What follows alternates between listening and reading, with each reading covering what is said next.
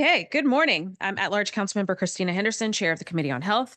Today is Thursday, June 5th, 2025. The time is 9:32 a.m. Apologies for being late. We are in room 120 of the John A. Wilson Building. This is a hybrid hearing where we'll be hearing from witnesses both in person as well as on the Zoom online platform.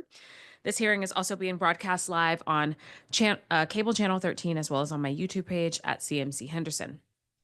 I'm calling to order this meeting of the Committee on Health, which is part 1 of 2 of oversight hearing for the FY26 proposed budget for the Health Benefit Exchange, the Office of the Deputy Mayor for Health and Human Services, and the Department of Healthcare Finance. We will only hear from the public witnesses today.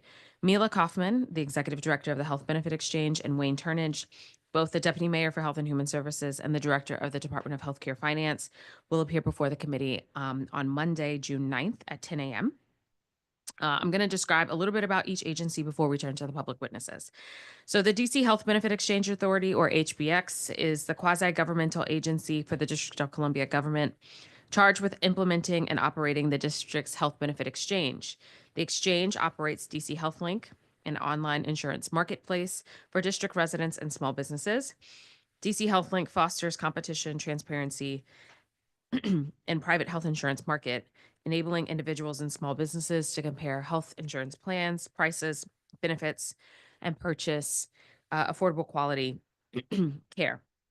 Through DC HealthLink, residents can qualify for lower premiums and cost sharing reductions and enroll in a health plan that is best meets their needs. The Department of Healthcare Finance provides healthcare services to low-income children, adults, the elderly, and persons with disabilities. We have more than 315,000 residents who receive healthcare services through either Medicaid or the Alliance programs. The Department of Healthcare Finance strives to provide these services in the most appropriate and cost-effective manner. Finally, the Office of the Deputy Mayor for Health and Human Services supports the mayor in coordinating a comprehensive system of benefits, goods, and services across multiple agencies to ensure that children, youth, and adults with and without disabilities can lead healthy, meaningful, and productive lives. DMHHS provides leadership for policy and planning, government relations, communication, and community relations for all of the agencies under its jurisdiction, including Child and Family Services, Department of Behavioral Health, Department of Disability Services, DC Department of Health, Healthcare Finance, Human Services, and the Department of Aging and Community Living. They also manage 2 special initiatives, Age Friendly DC, as well as the Interagency Council on Homelessness. I don't see any of my colleagues, but I do know that many of them will be joining us. There are several hearings that are going on today, so we'll get to that when we get to that. Okay, before we get started, I do want to review our testimony guidelines for public witnesses today. Everyone will have 3 minutes to speak. Those who are using a translator will have 5 minutes to speak. Now, these numbers are not to limit what you have to say. We want to hear what you have to say, but we want to hear what everyone has to say. And we do have a quite lengthy witness list on today.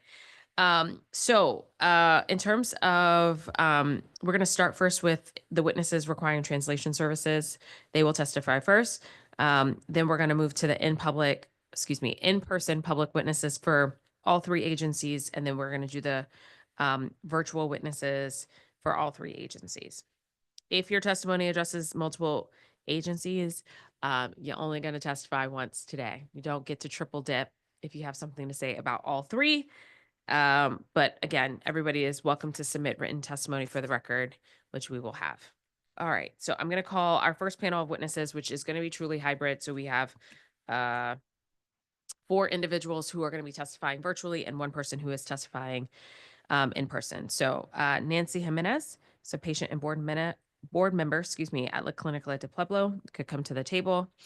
And then online, we'll be joined by Maria Beltran, Yanith Fuentes, Gladis Rosales, and Senia Marcinio. These are all from Brea Public Charter School.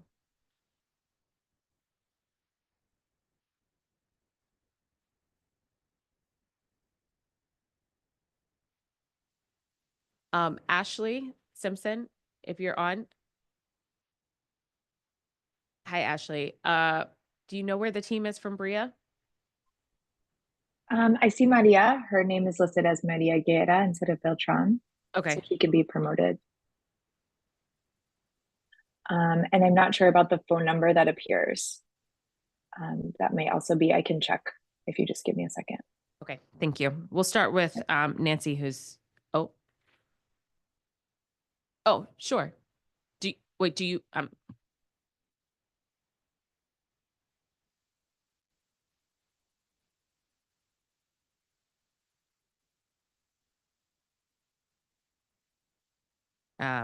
okay. Ashley, one other thing. So the in-person witness is also needed translation services. Are you good with that? Who is in person? Nancy Nancy? Himenez? Yes. I don't have a copy of her testimony, but I'm happy to do it on the spot if that Okay, works. sorry. I'll We just, didn't know in advance, so apologies. no problem. If she, Nancy, si usted podría pasar o pausar cada oración, yo lo puedo traducir para usted. She said perfect. Great. Okay. Listo. All right. Okay. Nancy, if you just hit the button in front of you. Nope. There's a little circle.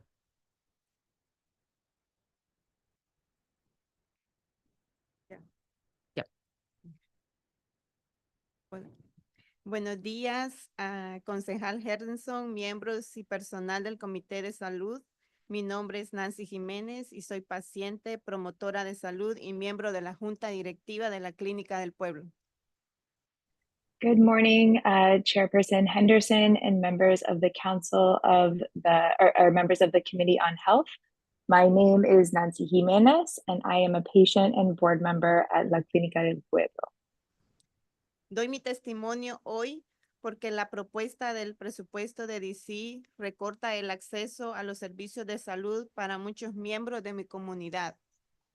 I'm testifying today because the proposed budget will limit the healthcare access of many of my community members. Como miembro de la Junta Directiva de la Clínica del Pueblo, estoy muy preocupada por las barreras al acceso a la atención de salud como consecuencia de los recortes de Medicaid y la eliminación de Alianza. As a board member at La Clínica del Pueblo, I am very worried about the cuts to Medicaid and the reductions to the DC Healthcare Alliance and what that will have on families. Los recortes a estos programas significan que mucha gente perderá su seguro médico. The cuts to these programs mean that many families will lose their health insurance. También significa mayores costos para los centros de salud como la clínica, que ha sido un proveedor constante de salud para mi comunidad. This will be felt by many of the health clinics that receive these patients and members of my community.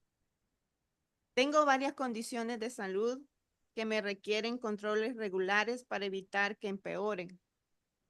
I have many health conditions that for which I'm very reliant on my health insurance, and without that, these conditions would get worse. Soy paciente de los servicios de salud mental de la clínica y de parte del programa de Entre Amigas para sobrevivientes de violencia doméstica. I receive mental health services, and I am part of a program that supports women who have been victims of domestic violence. En la clínica fue la primera vez que pude recibir servicios de terapia de alguien que me entendía mi cultura y hablaba mi idioma. In La Clínica del Pueblo, this is the first time that I've been able to receive services from someone who understands me, who speaks my language and knows my culture. Atribuyo a mi terapeuta, al programa de Entre Amigas, el haberme salvado la vida. I believe that these therapies and my participation in the program Between Friends, which is for survivors of domestic violence, is what has saved me. Mi historia no es única. Es la historia de miles de personas que dependen de los centros de salud calificados federalmente como la Clínica del Pueblo para su atención médica. My story is not unique. This is a similar story for so many people who rely on these healthcare programs and services at the La Clínica del Pueblo. Programas como Alianza y Medicaid no solo dan acceso esencial a la salud a los miembros de la comunidad, sino que también ayudan a los centros de salud comunitarios como la Clínica del Pueblo. Programs like Medicaid and the DC Healthcare Alliance aren't just necessary for individuals who are receiving insurance. They're also essential for the clinics that provide them services. A mantener sus puertas abiertas y ofrecer servicios de apoyo como entre amigas. To keep the doors open and to continue to provide services like between friends. Que ha salvado a muchos sobrevivientes como yo. Has helped save so many survivors of domestic violence like me. Gracias por escucharme. Thank you for listening to me. Thank you. Thank you. Okay. Maria? Buenos días, miembros del Consejo. Gracias por la oportunidad de hablar hoy. Mi nombre es María Guerra. Yo trabajo en Bria Public Charter School como asistente de maestra con familias de niños en edades preescolar residentes de Washington, D.C. Good morning, council members. Thank you for the opportunity to speak today. My name is Maria Guerra, and I work at Bria Public Charter School as a teacher's assistant with families of preschool-age children living in Washington, D.C. I'm here to ask that you maintain the DC Health. Oh, sorry, I went ahead. Go ahead, Maria. Estoy aquí para pedir que mantengan el programa de DC Healthcare Alliance en el presupuesto de la ciudad. Muchos de los padres de nuestros estudiantes pequeños dependen de este seguro de salud para poder cuidar de sí mismos y a sus hijos. I'm here to ask that you maintain the DC Healthcare Alliance program in the city budget.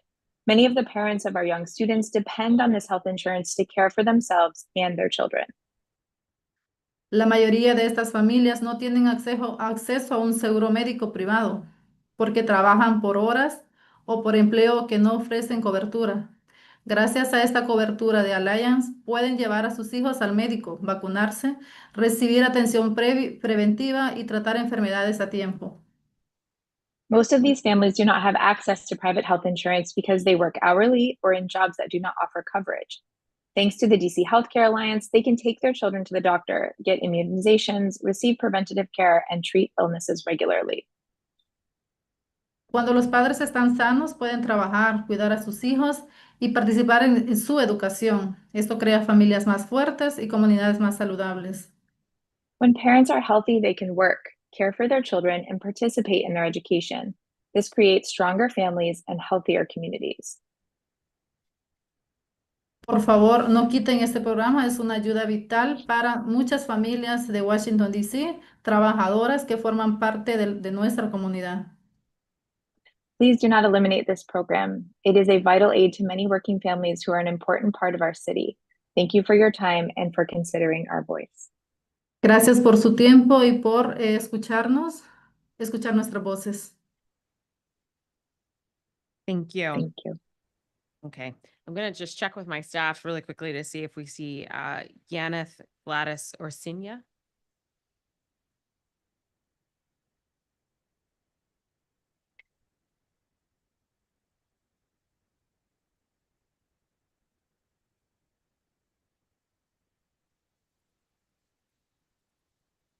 Okay, I just want folks to know if your Zoom name is something like iPhone, we cannot promote you because we don't know who you are.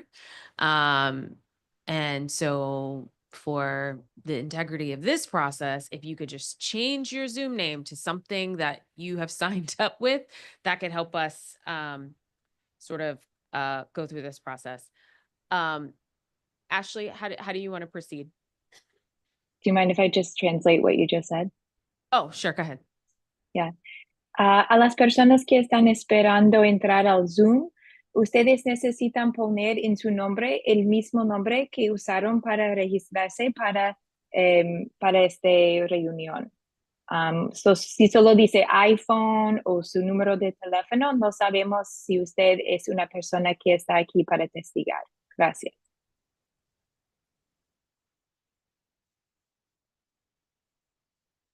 Okay. So I don't have any specific questions for this panel of witnesses. What I'm going to do, Ashley, if it's okay with you, I'm going to go to the next panel of in-person folks, and we'll just wait and see if they join, if that's okay, if you have time for that. Yep, no problem. Oh, hold on. Gladys just changed her name. So hold on one second. Can you promote Gladys?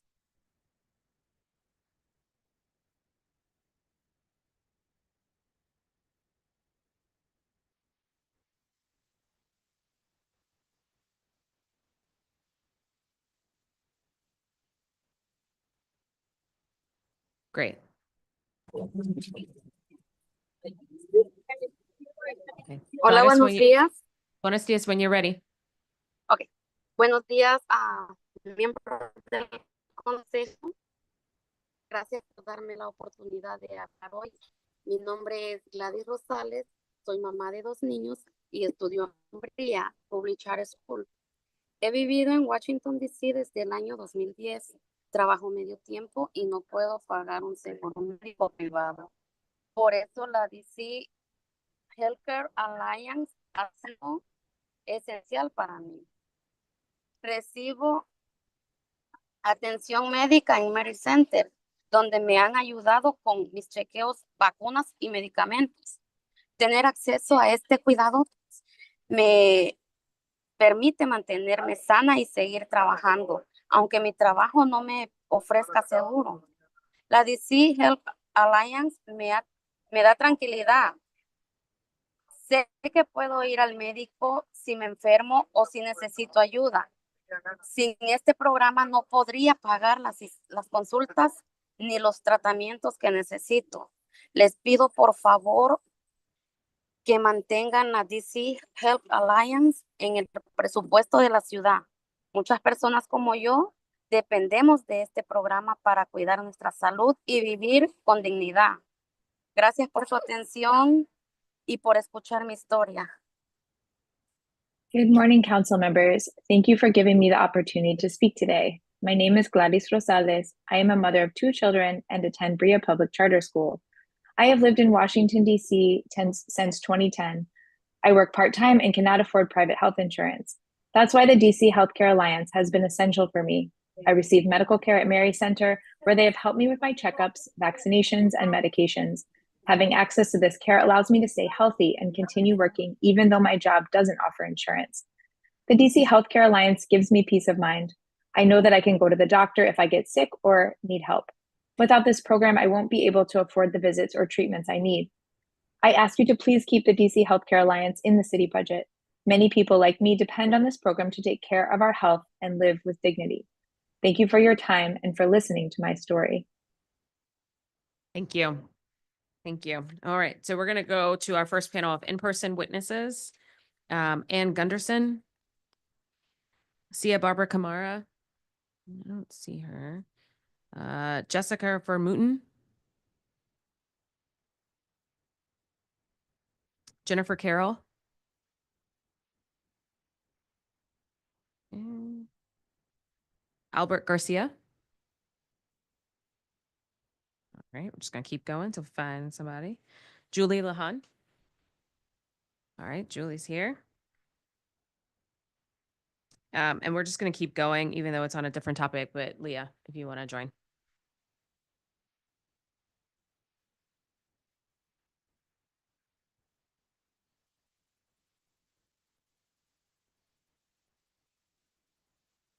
Okay, and when you're ready. Chairperson Henderson, members of the committee, thank you for the opportunity to testify. My name is Ann Gunderson. I'm a senior policy analyst at DCFPI and a member of Under 3 DC. Healthcare for childcare is a critical component of compensation for early educators by making free or low-cost healthcare coverage available to childcare workers who live in the district and non-district childcare workers whose employers purchase coverage through the DC Health Benefits Exchange. Many educators have testified before the council about how life-changing this program has been for them, and every dollar DC invests in healthcare for childcare nets over a premium dollar in value, making it a beneficial program for the entire district. While the mayor's budget allocates level funding for healthcare for childcare next year, her elimination of all pay equity funds in fiscal year 27 through 29, including funding for healthcare for childcare, puts an end to this valuable and impactful program. DCFPI urges the council to restore recurring funding for the pay equity fund in the out years of the budget and increase the FY26 budget for healthcare for childcare by $1.4 million to maintain coverage for those currently enrolled and allow more childcare facilities to offer coverage to their employees. Healthcare for childcare covers nearly 2,000 people across 220 childcare development facilities, which represents a 79% penetration rate for eligible facilities. However, participation varies by ward, with wards 7 and 8 having the lowest percentage of eligible facilities enrolled at 59% and 68% respectively. Due to funding constraints, the Health Benefits Exchange instituted a waitlist for new facilities seeking to participate in healthcare for childcare in January 2025. So progress towards covering all eligible facilities will remain stalled unless the council increases the budget for this program or other facilities drop out of the program. Healthcare costs grow annually and at a higher rate than economic inflation. Last year, the Health Benefits Exchange estimated an 8% annual increase in premium costs for healthcare for childcare. The budget for this program should grow at least by the same rate to continue to cover those currently enrolled in the program. By increasing the budget for healthcare for childcare by $1.4 million, those currently enrolled should be able to maintain their coverage, and facilities currently on the wait list can be absorbed into the program, expanding healthcare coverage for more early educators. Any federal changes to the marketplace and potentially Medicaid could impact the cost of healthcare for childcare, which makes this enhancement especially pressing and necessary to keep our educators and their families insured. The limited budget for healthcare for childcare in FY26 and its elimination in 27 through 29 will stall progress towards the ultimate goal of all early educators having access to healthcare when they choose to work in any licensed district facility. The council should maintain its steadfast commitment to the Pay Equity Fund and fully fund healthcare for childcare across all 4 years of this budget. Thank you, Councilmember Henderson, for your steadfast support of the Pay Equity Fund, and thank you for the opportunity to testify. Happy to take questions. Thanks, Ann. Jessica? Good morning, Chairwoman Henderson. My name is Jessica Bermutin. I'm a resident of Ward 3, and I am so glad to have the opportunity to speak to you today and the committee.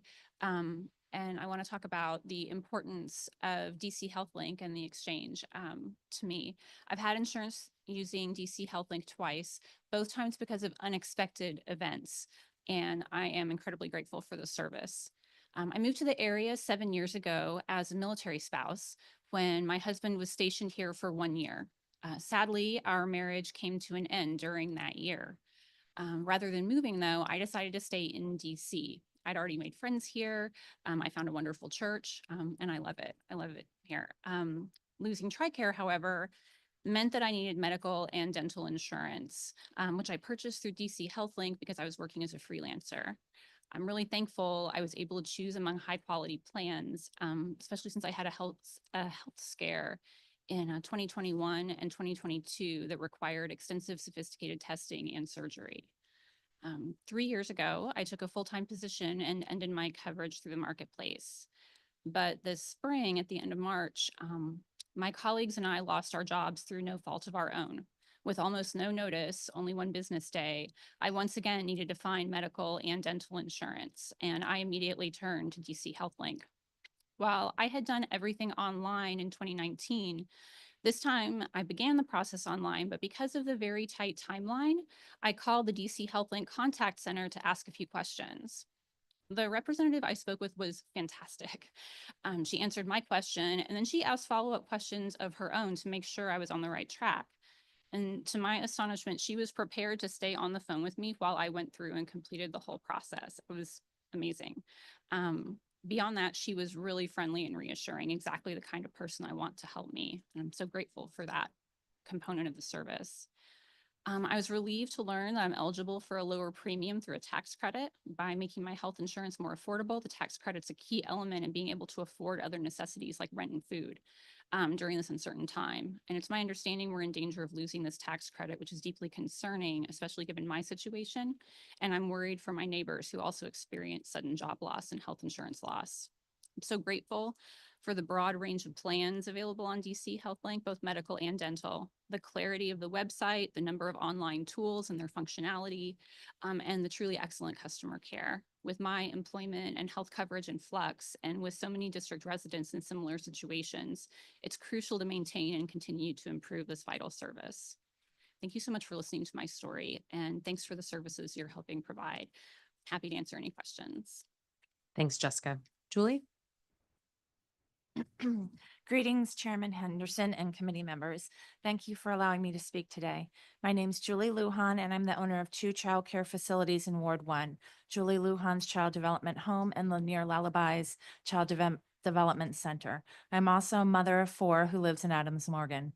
Since 2007, I have provided care for over 260 children and jobs for 50 employees, and I am writing today to encourage the Committee on Health to work with the Committee of the Whole and add $10 million to reoccurring funds to the Pay Equity Fund. 1.4 million of this is necessary to enhance the health benefit exchange and to continue administering health care for child care for existing and new early education staff. I know every second of my 3-minute testimony is precious. I understand there are precise points I need to say in order to effectively articulate my goal. But aside from statistics, I hope you can support and hear me among the other pleas you hear for funding. Please know that healthcare for childcare has made a huge impact on my family. In January, I testified and shared with you my personal story of needing to wait to provide life-saving medical treatment for my daughter. We waited anxiously for our health benefits to kick in on January 1st, 2023. But this funding is bigger than my own personal experience. My story is not unique. Healthcare for childcare has tremendous power.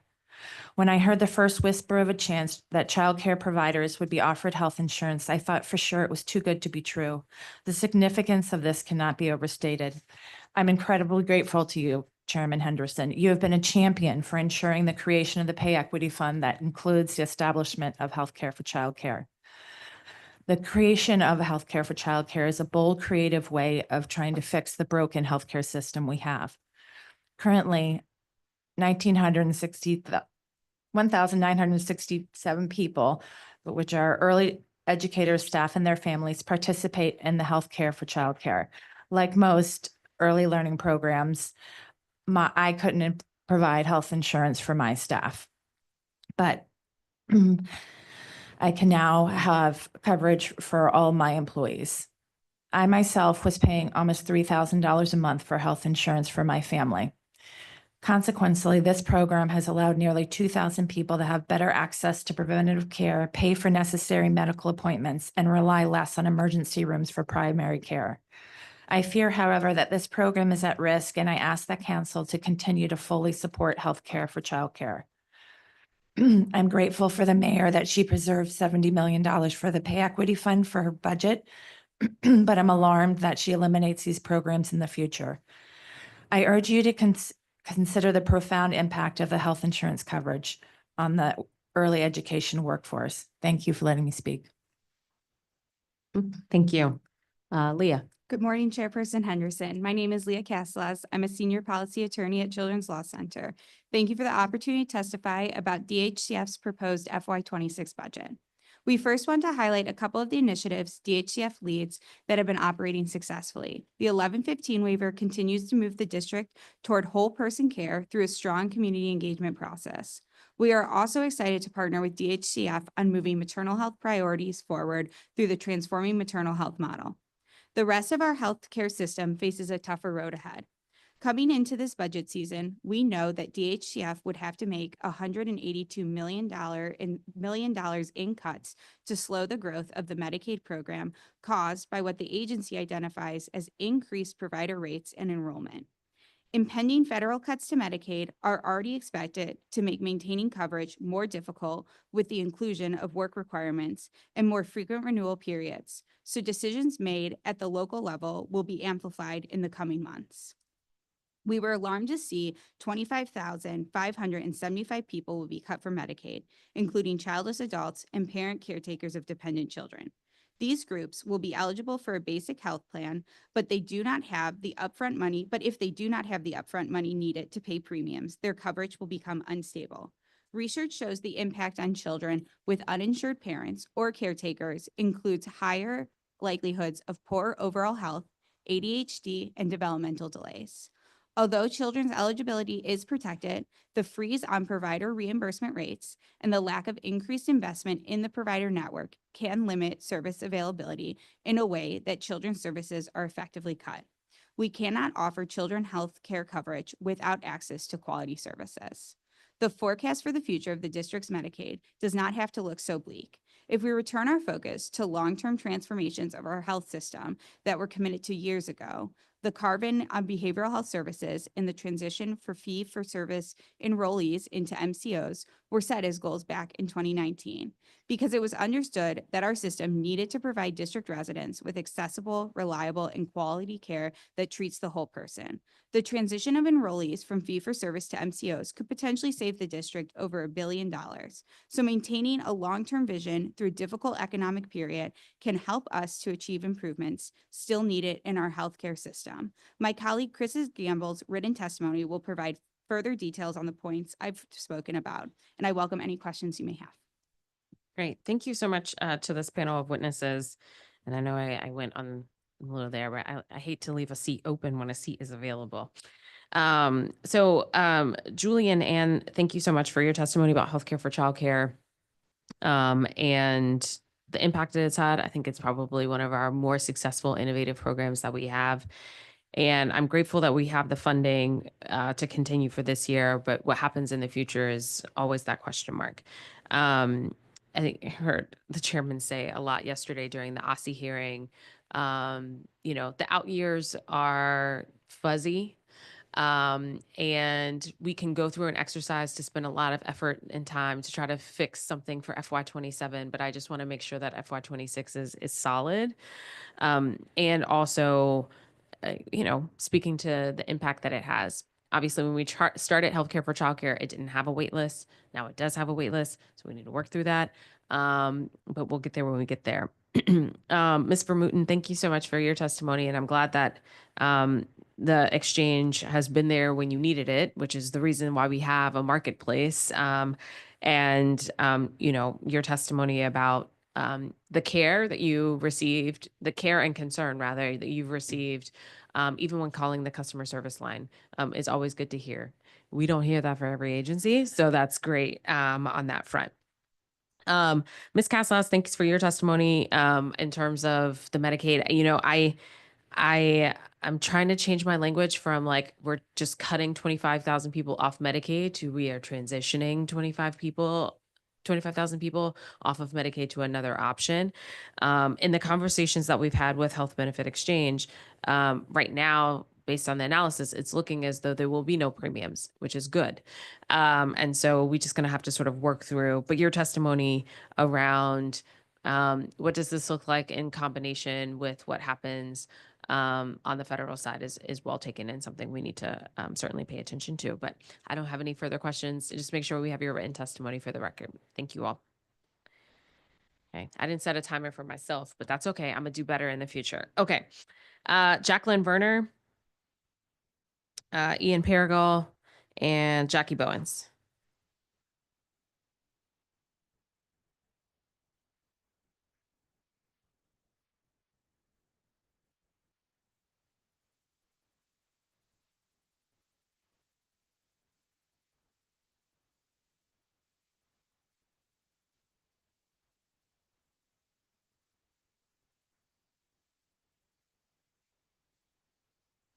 Okay, I'm going to leave a seat open because the next four desperately want to sit next to each other. I'm so sorry. Talk to your FQHCs. Okay, Ms. Burner. Good morning, Chairperson Henderson and committee members. Thank you for this opportunity to testify. My name is Jacqueline Verer, and I am a supervising attorney at Disability Rights DC at University Legal Services, the designated protection and advocacy program for the District of Columbia. We advocate on behalf of district residents with disabilities to promote their rights to live in the community under the integration mandate of the ADA as interpreted by the Supreme Court in Olmstead. My testimony focuses on DRDC's concerns regarding proposed cuts to community-based long-term care services, durable medical equipment, and mental health rehabilitation services. The mayor's press release concerning the fiscal year 26 budget describes unspecified reforms to long-term care and home and community-based services and to durable medical equipment to lessen the increase of the projected growth of DC Medicaid by $182 million. We have concerns that these reforms or cuts could have a devastating impact on the long-term care beneficiaries that rely on community-based long-term care programs and durable medical equipment to live in their communities instead of nursing facilities and other institutions. Specifically, DHCF reported at the June 3rd Medical Care Advisory Committee meeting that it's proposing long-term care reforms to home health services. DHCF forecasts that these changes will result in a cut of $1 million to home health services through a new quality-based provider payment methodology and changes to clinical determinations, which would likely reduce home health aid service availability for DC Medicaid beneficiaries. DHCF also reported that it will reduce purported waste in the durable medical equipment program by a minimum of 10% through utilization review and election requirements, resulting in a cut of $316,000 in local funding.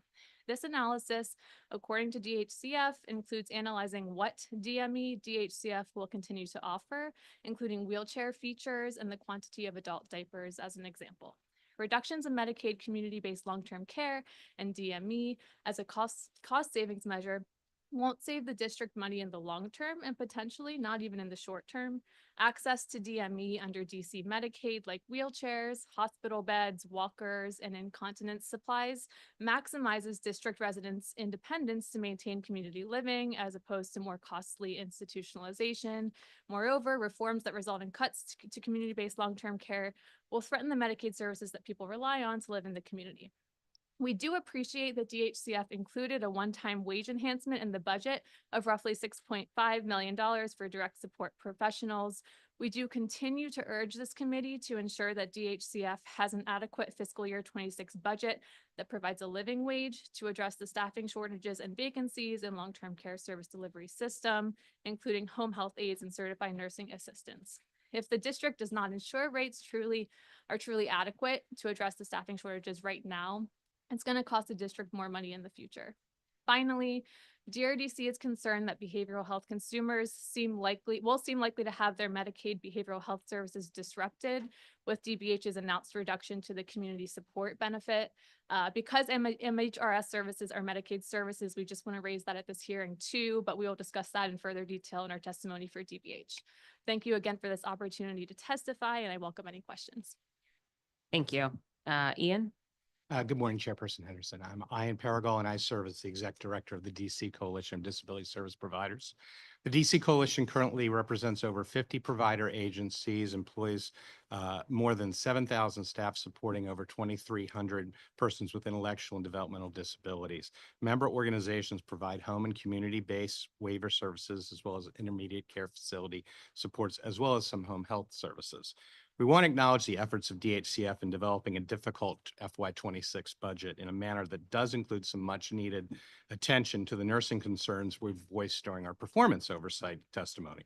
While the pending 26 ICF nursing rate still lags behind the private market and other DHCF funded services, at least the proposed ICF rate will align with the DDS waiver nursing rates.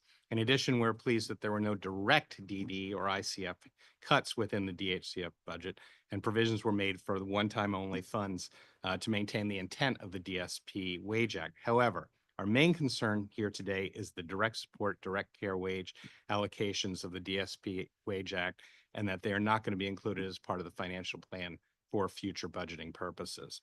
I provided a summary of the development of the DSP Wage Act, the 117.6 factor, and the CNA Act of 2024, which, as you know, increased the 117 to 120%.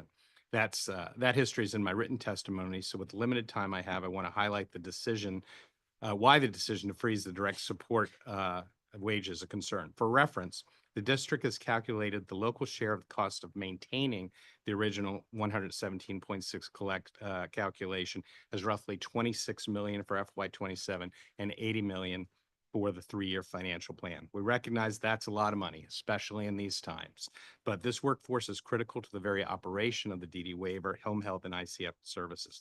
If these workers recognize that there are no increases built into their wages for the next 3 years, essentially anything beyond January 2026, while the living wage and the minimum wage continues to grow closer and closer to the hourly rates in jobs that have no such cap, we will again see an exodus of direct support workers like we did in the beginning of 2017. So this is really table setting for next year. Today, the industry as a whole is just about back to its pre-COVID vacancy rate of 15%, which incidentally was not too terrific then. I know you like the math, Councilmember Henderson. So a 15% vacancy level equals 7.5% additional costs on your labor expenses because of the unfunded but support required overtime that's generated. Because the frontline labor expenses equate to about 55% of the average disability provider's entire expense portfolio, this means the disability providers are already saddled with a 4.1% loss going into the year with this reduction. So for those DSP workers, that are the very workers in the district that would love to escape the rules of Medicaid, if they can earn a wage that keeps them above this threshold, isn't that a net win for the district spending? It's essentially allowing a few more dollars per hour on a comparatively low wage while establishing industry stability in order to avoid the annualized cost of Medicaid enrollment for workers who will be at the living or minimum wage without the supplement. We suggest this makes a great solution. Thanks for the extra time. Thank you. Any questions? Jackie? Good morning, Chairperson Henderson and members of the Committee on Health. I'm Jackie Bowens, and I'm the President and CEO of the DC Hospital Association. I really appreciate the opportunity to present testimony this morning on the Department of Healthcare Finances FY26 Department Budget Oversight Hearing. The FY26 budget continues to present the largest challenge to the district since at least the Great Recession of 2008. Many difficult choices were made in the FY26 budget, and DCHA and our members are committed to continuing to provide care to all those who may walk through our doors. DC hospitals and health associations are working together to prevent more severe cuts by continuing to fight to keep the DC FMAP proposal out of the Congressional Reconciliation Package. The collaborative work to date has been extremely impactful.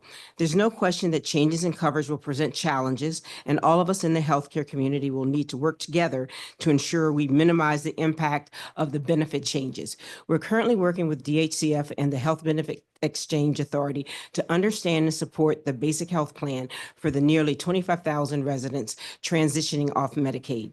It's critical to ensure those transitioning have the information and support needed during this period. We can't afford to let anyone fall through the cracks. DHCF has already confirmed their intent to work with the HBX on an aggressive outreach campaign, and our members are standing by to begin the outreach to their effective patients as well. The Alliance transition presents a complexity that our members are still working to understand the impact on their patients and their operations. Financial assistance policies are in place at our hospitals to meet the needs of patients. Managing chronic conditions and receiving primary care is going to be essential. We need to avoid individuals coming to hospitals sicker because they did not receive care sooner, and the delayed care with this population may be a result of more than just the benefits transition.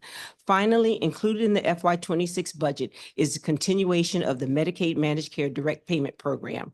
Though it is important to note, we are still awaiting approval for this year's program. We're working with DHCF to respond to what is hopefully the last set of questions from CMS as we head to approval. The district will need to submit a renewal shortly, as this program must be reviewed annually. That means as soon as payments start, they'll be paused as the district awaits for approval of the renewal.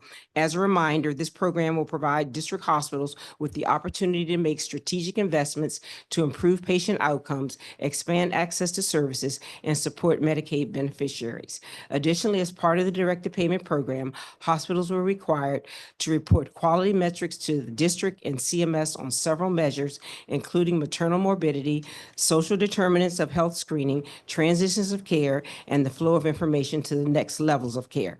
Thank you for allowing me to testify, and I'm more than happy to answer any questions you may have. Thank you. Marcia, can you put me on a 5-minute clock just to make sure? Thanks so much to the witnesses who testified. Ms. Bowens, I'll start with you. Can you clarify when will you all have to resubmit for the application that has yet to be approved because CMS has taken so long? It depends. I've been talking with my colleagues across the country, and we've seen it range from 12 months to 18 months, and I'm hoping we'll be on the 18-month clock because it's been so long, but it really does depend. So we could be, I would say, probably around 12 months minimum. Okay. Yeah. In terms of the last, or the questions, I guess, have come from CMS. Do you feel good that we're going to get there? I feel good that we're going to get there, but I want us to hurry up. Okay. Could have been helpful for, I mean, there was a major transition that occurred in the middle of all of this, right? Yeah, So, I'm more, yeah, this is a public, so I have to be careful what I say. yeah. Yeah, I mean, I think we can get there. Okay. All right. So, Ms. Burner, I wanted to ask you a follow-up question about something you said in terms of the durable medical equipment and the limits there.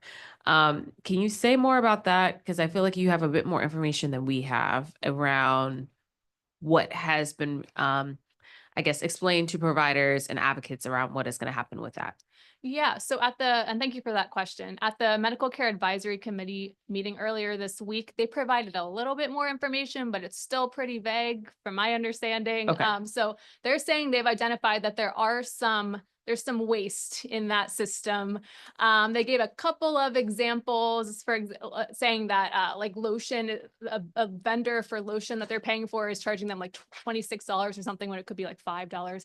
But in terms of the wheelchairs, we're concerned that what's going to happen is that whatever changes they decide to make are going to erect greater barriers to people actually being able to access things like wheelchairs and walkers, hospital beds, et cetera, that they need to be able to successfully live in the community. Yeah. It's already such a lengthy process from the start of actually seeking out a wheelchair, for example, under Medicaid to actually obtaining one. It takes so much longer than you would think. There's so many barriers, and we're just very concerned that they're going to make some decisions based, I don't know what waste they have identified regarding that, but it's going to erect we just think it's likely to erect greater barriers. Okay. Yeah. This came up, I think, even earlier this week. I was talking about some of the limits that they want to do on durable medical equipment for Alliance. And it was like, okay, might there be some instances, and I guess you were referring to like the lotion, but in the long run, is this going to create more costs if someone can't get access to a wheelchair, if they can't get access to a glucose monitor, if they can't get access to crutches, right? Like you broke your leg, what are you going to do? Hobble and what? So there's some things that I hate that we sort of categorize all of these things as like quote unquote extras, when in fact they're like necessities to the Absolutely to the piece. Okay. And Mr. Paragal, thank you for your continued testimony and advocacy. Look, I wish that the stuff for DSP was in there for the entire financial plan, but I got a lot of stuff that's not in there for the entire financial plan. And so we are trying to figure it out. But I do think in my conversations with healthcare finance, they recognize the importance of direct care workforce in the entire long-term care continuum. And we can't afford for the bottom to fall out. Right. Because then we have a bigger problem on our hands. So we'll keep pushing on all of those things. But thank you all so much for being here today. And just make sure you upload your testimony for the record if you haven't done so already. All right, we're going to go to our next panel. Kelly McShane from Community of Hope, George Jones, Bread for the City, Tracy Harrison, Unity Healthcare, and Nancy Ban from Mary Center.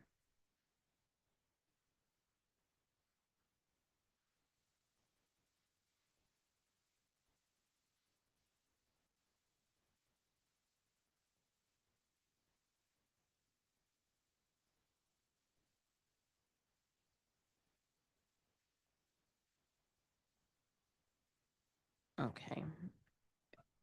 All right, Kelly, when you're ready. Good morning. My name is Kelly Sweeney McShane. I'm CEO at Community of Hope, as well as the board chair for the DC Primary Care Association. DCPCA represents community health centers like mine that serve 1 in 5 district residents in every ward of the city. Thank you for the opportunity to provide testimony today in response to the mayor's FY26 budget. And we thank Deputy Mayor Turnage and his team for the open dialogue about how to address significant challenges. Community health centers are DHCF's best partners, patients' best choice, and healthcare's best value. Our critical capacity for high-quality primary care is a foundational component of our local economy. We urge the DC Council to reconsider proposed preemptive changes to safety net healthcare and the FQHC rate rebasing timeline. We are ready to craft solutions that preserve our ability to provide the primary care that will keep the district's residents well and working. In 2023, FQHC supported over 3,000 jobs, produced almost $591 million in economic output, and generated $46.8 million in federal tax revenues per a 2025 tax report. This represents FQH's direct contributions, our indirect effects, as well as induced efforts. But it also does not include that our services directly impact the health of the working population and the broader population upon which much of the modern service economy relies. FQHC patients are vulnerable to productivity losses due to ill health. Nationally, FQHC patients are more medically complex and have lower incomes than other households.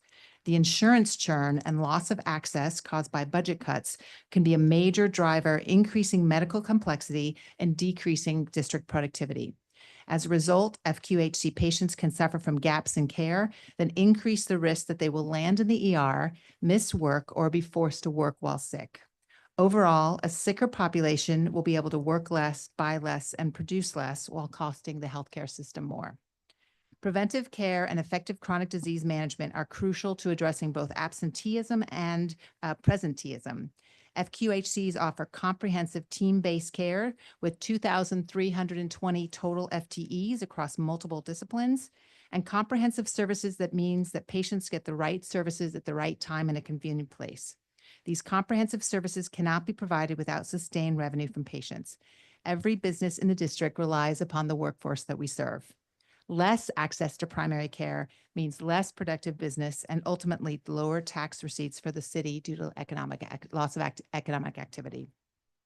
If district policymakers are concerned about increasing revenue to meet needs, they should invest in community health centers. If we want to attract new residents and new business, they should invest in community health centers. If they want DC to build back better and stronger, they should invest in community health centers. To preserve our capacity and support a foundational component of our local economy, we urge the DC Council and the administration to work with us as partners to craft solutions that preserve community health center capacity to provide care. Thank you for the opportunity to provide testimony, and I welcome questions. Thank you. Mr. Jones. Oh, you got to turn on your mic, Mr. Jones. There you go. Good morning, Chairperson Henderson. Thank you for the opportunity to testify today. My name is George Jones, and I'm the CEO of Bread for the City. For decades, DC's community health centers, like ours, have been the frontline providers for our neighbors who are uninsured, underinsured, or simply left behind by a complicated and inequitable system. A 2023 study of 500,000 Medicare beneficiaries found the group with the regular primary care visits and high continuity care had $3,400 more in savings per person, 40% less frequent emergency visits, and 53% less frequent hospitalizations compared to the group receiving irregular and non-continuous care. These long-term impacts represent the size and scope of our effect on our current patients and the potential of our future impact. But we cannot continue our relentless focus on providing high quality, regular and continuous care to the people most vulnerable to illness without stable and secure funding. We are DHCF's best partner to create a path forward. In 2024, 67% of the patients served by DC FQHCs lived below 200% of the federal poverty level. More than half were on Medicaid, and over 16% had no insurance at all. Nearly 40% were best served in a language other than English. These are not statistics. They are our clients, neighbors, and our community. Medicaid doesn't just cover doctor visits. It includes critical services like dental and vision care, transportation, hospice, and home-based care, dialysis, and more. These services matter.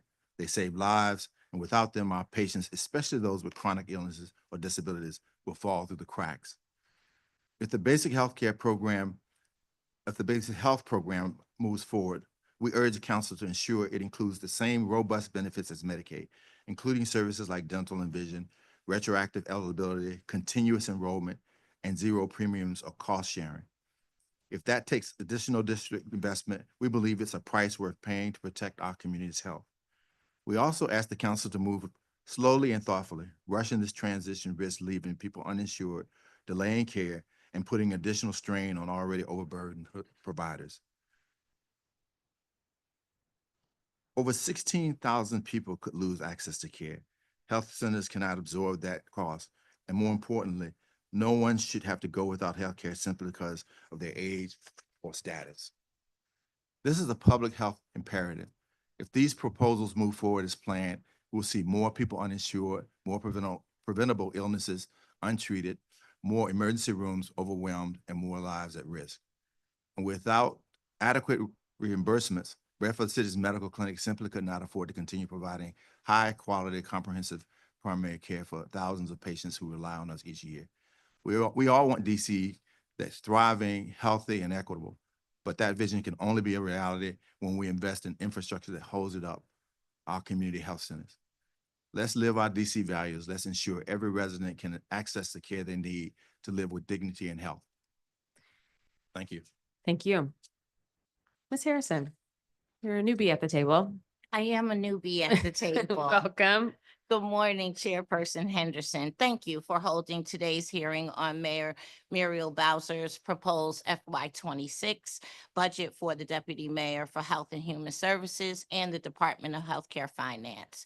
My name is Tracy Harrison, and I'm the interim CEO of Unity Healthcare. Investing in primary care and specifically preventative care is a crucial step in producing savings for the district and promoting positive health outcomes. As the largest federally qualified health center in the district, Unity plays a significant role in the district's healthcare safety net. Without a strong safety net, district residents will end up in the ER rather than seeking primary care.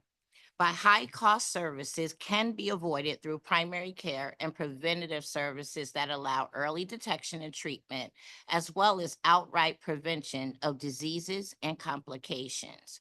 Primary care is the only aspect of healthcare that connects directly to our need for a thriving workforce. When this part of the healthcare system degrades, it has immediate impacts on the short-term well-being of the district's workforce and the long-term viability of healthcare system.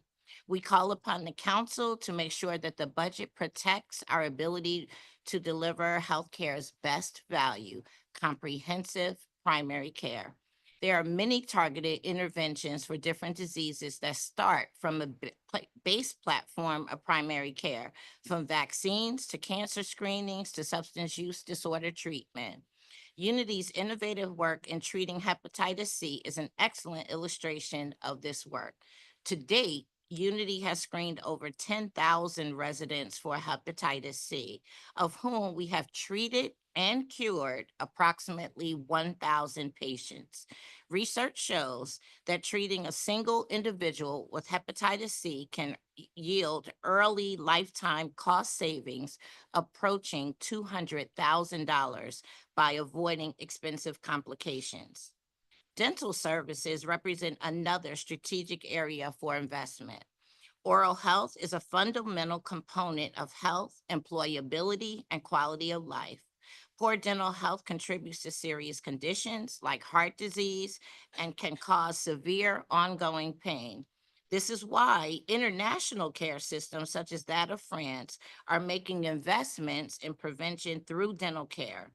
There, a 2021 reform boosting dental care led to their health center network to pledge to create a generation without cavities, a landmark in prevention medicine. This is the scale of prevention we can deliver when we work together. Unity and our fellow FQHCs are committed to working collaboratively with the mayor, the council, and the Department of Healthcare Finance to ensure that all residents have access to the healthcare services they need to lead healthy and fulfilling lives. The anticipated reductions in Medicaid and Alliance funding will have an impact on our communities. Thank you so much. Thank you. Thank you. All right, Ms. Ban, you're also a newbie. Congratulations. Thank you very much. Good morning, Chairperson Henderson. My name is Nancy Ban, and I am the Chief Executive Officer of Mary's Center. Thank you for the opportunity to testify as part of the FQHC panel and the DC Connected Care Network regarding the fiscal year 26 budget for the Department of Healthcare Finance. At Mayor Bowser's briefing on her fiscal year 26 budget proposal, she indicated that the following questions drove her decision-making. 1, Does it invest in keeping families or attracting new residents? 2, does it create economic activity? And 3, does it attract new business? We assert that our existing high rates of healthcare coverage and the comprehensive care provided by the district's FQHCs contribute to every one of the mayor's priorities. And we urge the council to protect access to primary care as you make decisions for fiscal year 26.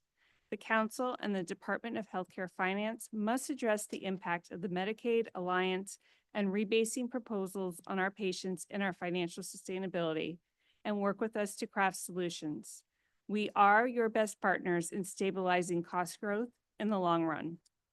As highlighted by the White House in Executive Order 14212, establishing the President's Make America Healthy Again Commission, issued in February, chronic disease and mental illness represent an outsized burden of $4 trillion to the economy. Investing in FQHCs presents not only the healthiest option for Washingtonians, but a politically and economically effective one as well. FQHC investment keeps costs down and lifts lives up, enabling people to engage in and contribute to their communities. FQHC primary care is designed for everyone to use throughout their lives, from healthy children to older adults with multiple comorbidities and people with disabilities.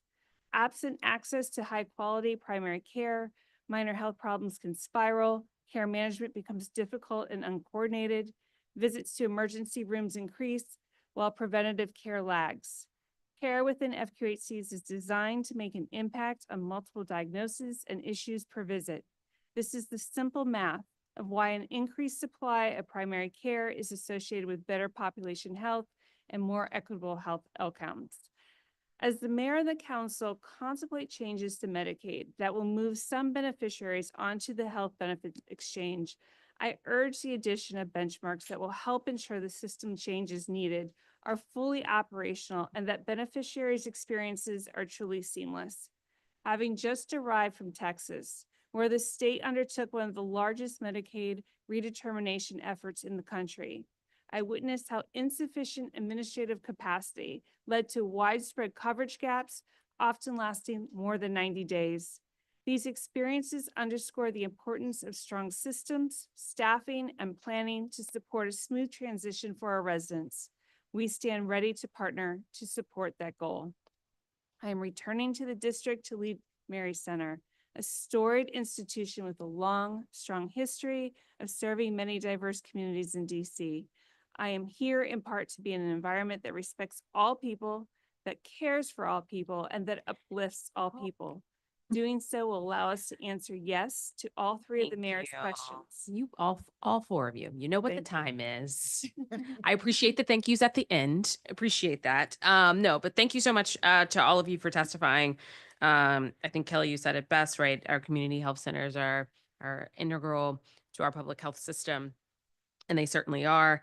I don't have very specific questions because I did meet with you all yesterday, and so we talked in depth. I did learn some additional details, though, which frankly, some of this is driven by local and some of this is driven by decisions that were made on the national level very, very long time ago, right? So I had a conversation with Director Kaufman from HBX about vision. Turns out the federal government doesn't allow for vision to be offered as standalone on the exchange. So there that went. I think if you go to the Health Benefit Exchange website now, there's a link to a provider who provides, I think, affordable, but some people might say expensive terms of care options. So going forward, that's a limitation that we have that we just can't do it in that way. Dental is a little bit different, which is also perplexing. Like, I want to know what lobbyist lobbied for dental to be okay, but vision needs to be on its own. It's sort of like the same where you had lobbyists who were saying, we don't want people to be able to file their taxes for free because they wanted to be able to generate money from that. Anywho, so we're still in conversations about the dental benefit, but right now it's looking like $17 per member per month. So if you do out the math, It's about $5.1 million additional that we would need to find to be able to add that benefit back in. And so again, we'll continue conversations with colleagues as we go through this process, obviously trying to maintain coverage and also ensure that our providers have what they need to continue to provide care in the community is super important. But I don't have any further questions. So if you could just make sure you have a written testimony for the record. And while I said it in jest, Ms. Ban, congratulations on your appointment at Mary Center, and Ms. Harrison, thank you for stepping in during this transition at Unity Health. Thank you. Okay, we're gonna go to our next panel. Nasima Shafi from Whitman Walker Health, Carlos Plazas from La Clinica del Pueblo, Ruth Pollard, President and CEO of DC Primary Care Association. And I have an additional seat. Is Fernando Ruiz here? Oh, great.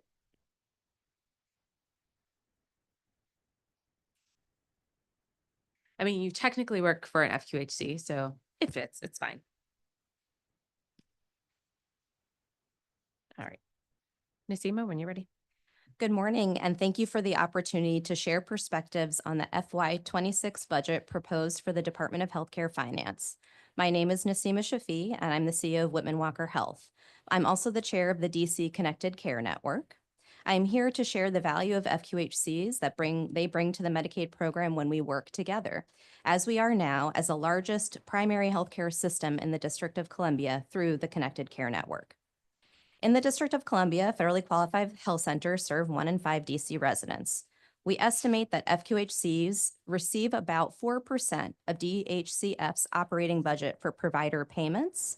FQHCs contribute significant cost savings to DC Medicaid, however, both through supporting the engagement in integrated primary care models, but also in assisting to avoid unnecessary use of acute care resources. We respectfully urge the DC Council and the executive offices to invest in community health centers as the district's best strategy to not only maintain this critical primary care system, but also because we contribute significantly to the healthy workforce of the district residents and those needs to build the economic engine that will support new revenue for the city. FQHC's cost savings and value to population health is underlined in a 2024 analysis by the Congressional Budget Office, the CBO. The CBO found that increased funding to FQHCs is associated with lower overall spending on emergency departments, hospitalizations, and other expensive outpatient services. They estimated that nationally, providing $5.8 billion annually in FQHC funding would reduce direct federal spending by over $3.4 billion over a 2024 to 2033 period. We believe corollary investments would result in similar savings for the district. These findings are echoed and reinforced by the George Washington University research, Dr. Leighton Q. Dr. Q reviewed over 30 years of research and estimated that healthcare at FQHCs resulted in between 8 and 33% of savings to Medicaid programs with a midway point of 20%. For Medicare, costs estimated to be about 10% lower in FQHCs than in physician offices, and up to 30% lower in hospital outpatient departments. This research projects that federal savings could exceed $1,000 per Medicaid patient per year, or Medicare reaching $2,000 annually per enrollee. The DC FQHCs champion effective and cost-saving care through the DC Connected Care Network, a clinically integrated network of 7 of the FQHCs that are here today. And we're proud to say that we executed our first value-based contract with Amerigroup DC in April of 2025. And we are in active discussion with the 3 remaining managed care organizations. We're leveraging the health center's care coordination programs, health information technology systems, and data analysis insights to achieve value for our patients and to our collective bottom lines. We will build common practices across our systems to achieve improved outcomes as one of the largest health systems in the district. We believe that this approach represents a key advancement beyond models such as fee-for-service, which have not yet resulted in the health outcomes and cost savings that our system seeks. We're concerned that Mayor Bowser's FY 2026 proposal for healthcare risks undermining access to primary care that will help the district reach goals and savings within the Medicaid program itself over time, and also to meet the city's important needs for a healthy workforce. Okay, Nasima, if you're going to wrap up, you're about 40 seconds over. Thank you. We believe that making changes to the MCO value-based payment contract provisions could accelerate those changes for us and that those would be budget neutral with little impact to the city. Thank you for the opportunity. Thank you. Carlos? Nope, I'm gonna use your. Good morning, Chairman. My name is Carlos Plazas. I'm the CEO for La Clínica del Pueblo. Thank you for the opportunity to testify besides my fellow members of the DC Primary Care Association and the DC Connect Network regarding the fiscal year 2026 budget for the DC Department of Healthcare Finance. The proposed cuts to Medicaid and the Alliance will deeply impact our patients and the care we provide. The measure's purpose is to save money, but reductions in primary care will have the positive results.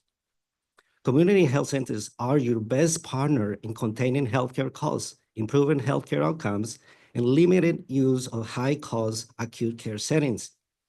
We ask the mayor and the council to preserve access to life-saving primary care and protect the capacity of community health centers that are critical to the health of our city. The care delivered by FQACs represents some of the best primary and preventive care the district has to offer, with consistently higher rates of diabetes and hypertension control, screening for cervical and breast cancer, health education for tobacco cessation, and weight management when compared to MCO populations. The National Association of Community Health Centers estimates that DC FQACs lower Medicaid costs by 24%, saving DC Medicaid $246 million per year. And I'm going to go over some of these measurements here. Hypertension under control by FQs is 12 to 24% higher than MC populations. Diabetes control is about 13% higher under control under FQs. Cervical cancer screenings are 34% higher under FQACs. Tobacco screening and cessation counseling are 16% higher under FQACs. This high-quality care requires stable funding. One of the reasons FQACs and DC outperform on the prior measures is that we are built to provide culturally supportive care that when is needed and where is needed. The National Association of Community Health Centers has noted that FQACs patients of working age are 35% more likely to have a chronic disease condition, yet FQACs routinely surpass the national quality benchmarks. Research shows that this is because of our innovative comprehensive care models focus on interprofessional primary care teams that can improve care quality, reduce healthcare costs, and decrease clinician burnout, and more importantly, improve patients' outcomes and patients' experience. As FQACs, we have a commitment to provide primary care for all.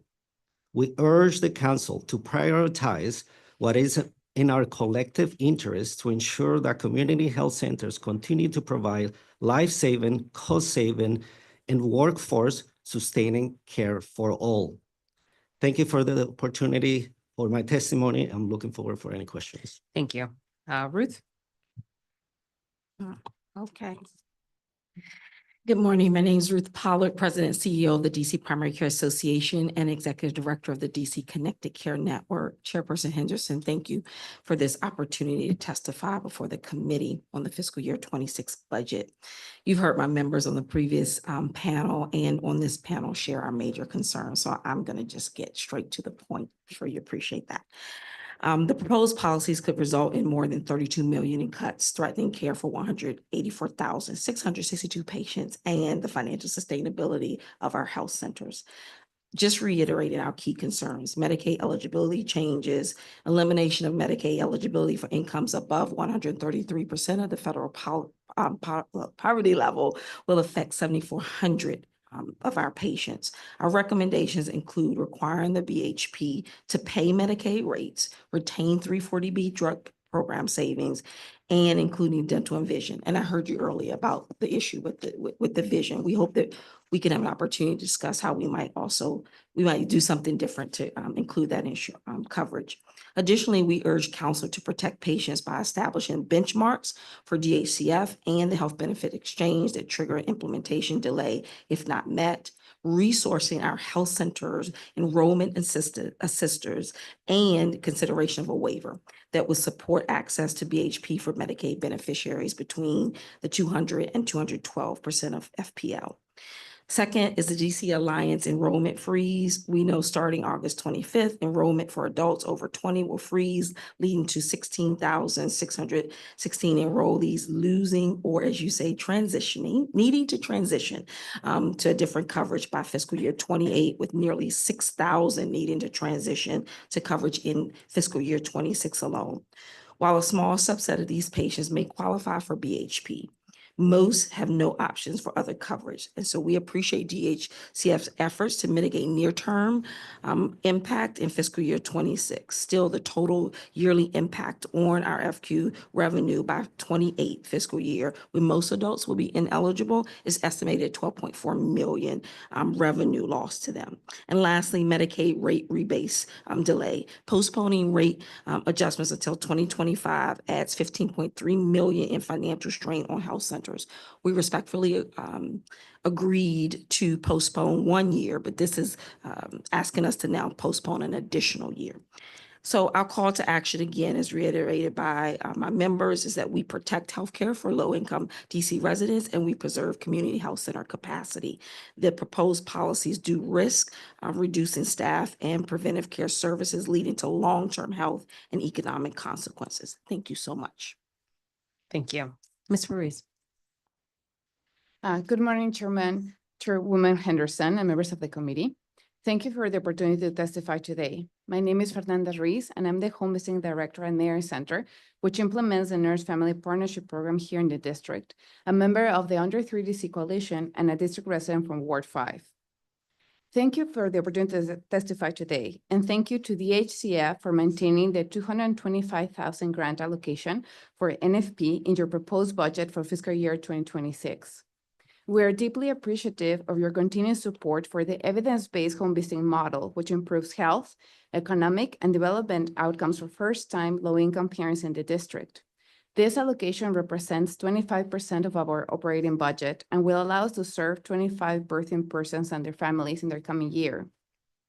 However, we also want to be candid that while this funding is vital to our ongoing operations, it does not allow us to backfill the 2 nurse home visitor vacancies we reported during performance oversight earlier this year and will place us at risk of closing the program by the end of the year. Additionally, we are concerned about learning recently that supplemental budget cuts impacted us by reducing 50% of our funding this fiscal year. We also want to acknowledge that the past progress on the state plan amendment that will allow Medicare reimbursement for nurse-led home visiting services. While we understand the current fiscal and policy environment is challenging, it's important to note that many of the implementation roadblocks predate these constraints.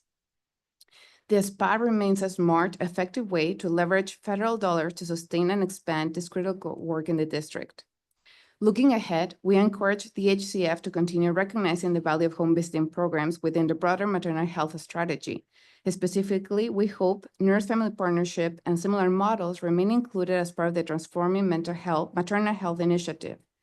Doing so will reinforce the DHCF's commitment to holistic, equitable care for birthing persons and their families. Thank you again for your partnership and for your investment in evidence-based solutions that improve the health and well-being of district residents. I'm happy to answer any questions. Thank you. Thank you to this panel of witnesses for your testimony. Ms. Ruiz, I want to start with you. So the funding for FY26 for the NFP grant is maintained, but you said it's not enough for you to hire the 2 additional individuals. Yes, that's correct. Our operating budget is about $800,000. We have supplemented the budget with other funding. We have funding from HRSA, from Healthy Start.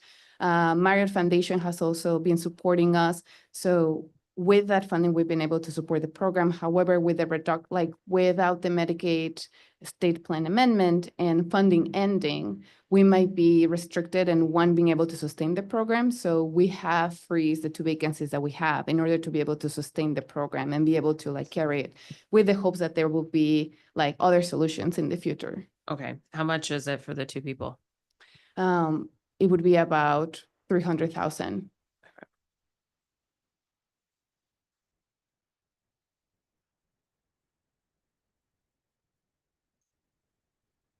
Okay. Okay. And then you said for the FY25 supplemental, you were informed that 50% of your funding was cut for this year. Yes, we received an email informing us that our funding was going to be reduced to 50% and that if anything changes, we will be advised at a later time. But at this time, we already corrected our budget, anticipating that cut. Okay. All right. We'll ask some follow-up questions to healthcare finance there because, I mean, if you currently have clients, I'm not entirely sure the terminology that you use, but you want them to be able to finish out the program as opposed to saying, and now we're going to cut you midway. Correct. And also to know that 2 of my colleagues are going to be testifying later today, but we expanded to NFPX to serve multifarious women's, which was one of the strategies that DC Healthcare Finance also wanted us to pursue. So as we enroll mothers under this new iteration of the program, we want to be able to continue to offer the program. Yeah. Okay. All right. Ms. Pollard, thank you for, thank you to all 3 of you for your testimony as well. I have some more answers. Okay. So first off, for BHP, our models have been assuming the reimbursement rate for all providers at the MCO rate. So there's that. They're saved. Now, 340B, that does not exist in the exchange landscape. So there's that. That's where she said, right? Yeah. Yes. So we'll have to sort of work through that, but it does not apply.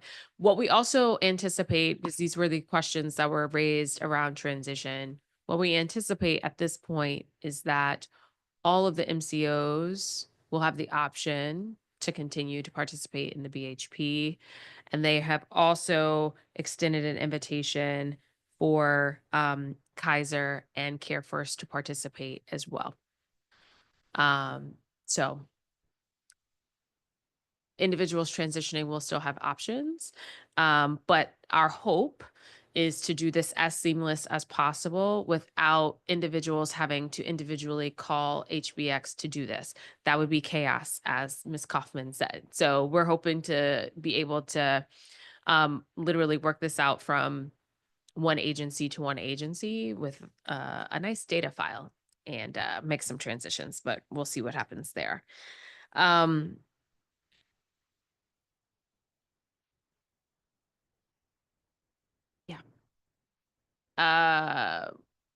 Mr. Pazza, we talked yesterday about the Alliance and also had conversations with Department of Behavioral Health in this regard because they're separate from healthcare finance, and also providing services.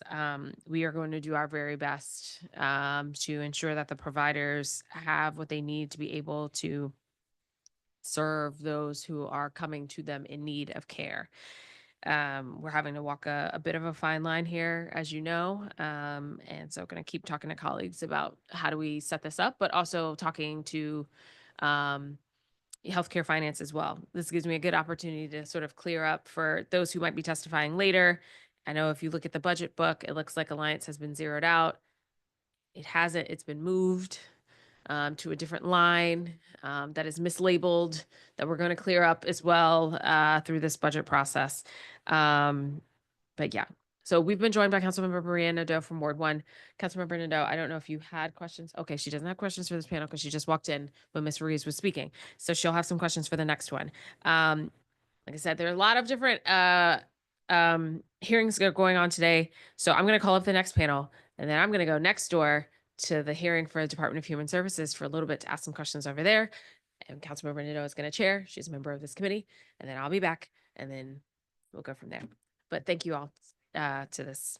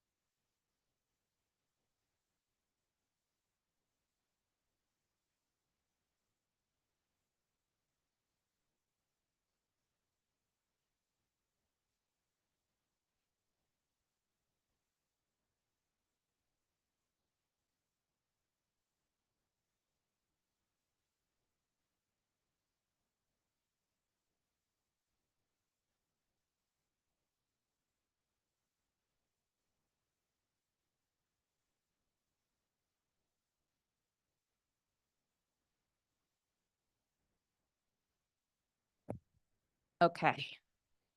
So as Chairman Henderson said, I am going to help convene this next panel. So if I make any mistakes, just bear with me.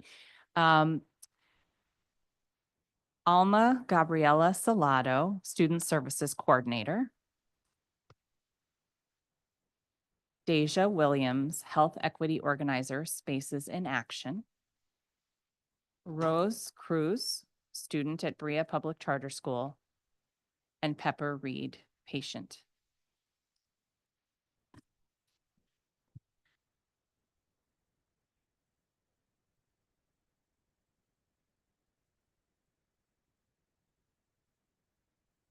People to be on the Zoom, or should I just call some more folks? Okay. Okay. Next, Fari Gamina Tumpe, organizer with Spaces in Action. Is Fari here?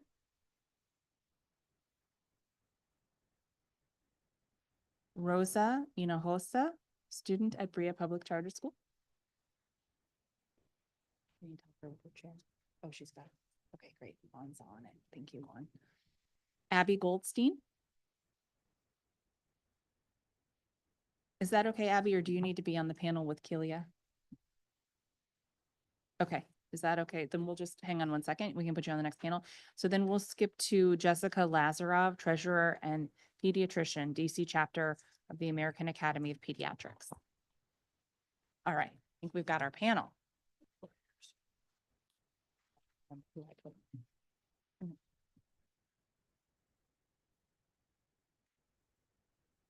Okay, so yeah, we can go in the order that you're seated if that makes more sense. Okay. Sure, go ahead. Okay. Just make sure you tell me your name since we went through a lot and got reorganized a little bit. Okay, thank you. Good morning, council members. Thank you for giving me the chance to speak with you today about why health insurance is so important for me. My name is Rosa Maria Hinojosa. I live in DC for over 10 years. I'm mother and live in Ward 1, and I've been getting coverage through the DC Healthcare Alliance since 2019. I want to tell you how the DC Healthcare Alliance has helped me live a better life. I have rheumatoid arthritis, which causes a lot of pain in my body. Some days, the pain makes it very hard to get through my day. My hands don't work well, but I keep going because my family depends on me. Having health insurance has truly been a blessing. Thanks to it, I can see my doctor's medicine center and get the medicine I need. Because of this support, I've been able to take English class in Brea Charter School. And most important, be there for my daughter as she grows up. If I lost my coverage through the DC Healthcare Alliance, I won't be able to pay for my medicine or see my doctor. Please think about people like me in this community when you make decisions that affect our health and well-being during this budget process. Thank you for your time today. Thank you for your testimony. Go ahead. Good morning, council members. Thank you for giving me the chance to speak today. My name is Rosa Cruz. I am proud mother to my son, Yesiel. I am learning English at Brea Public Charter School, and I get my healthcare at Mary Center. I have lived in DC for over 20 years. My family and I love DC. This is our home. I want my son to grow up being part of his community, and I try to show him how by setting a good example. I am here to share my story about DC Healthcare Alliance because many people in our community are afraid or unsafe speaking in public right now. Health insurance is very important for many families. For me, it means I can vaccine and I see the doctor when I I am sick or worried about my health. I had my son when I was 46 years old. So I staying healthy for him is very important to me. When I was pregnant, I had to go to the hospital many times. I was very thankful to have health insurance during that time. Everything is expensive now, and without the DC Health Care Alliance, I would not have been able to afford that care I need. Please keep DC Health Alliance. Many people in our community cannot afford medical care without it. Think about families like mine when you make decisions about the budget. We are part of this community too. Thank you for your time and listening. Thank you so much for your testimony.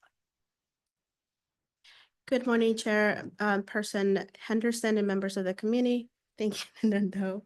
My name is Gabby Salado. I'm a Student Services Coordinator at Brea Public Charter School, and I'm also a proud graduate of Brea and a former recipient of DC Healthcare Alliance.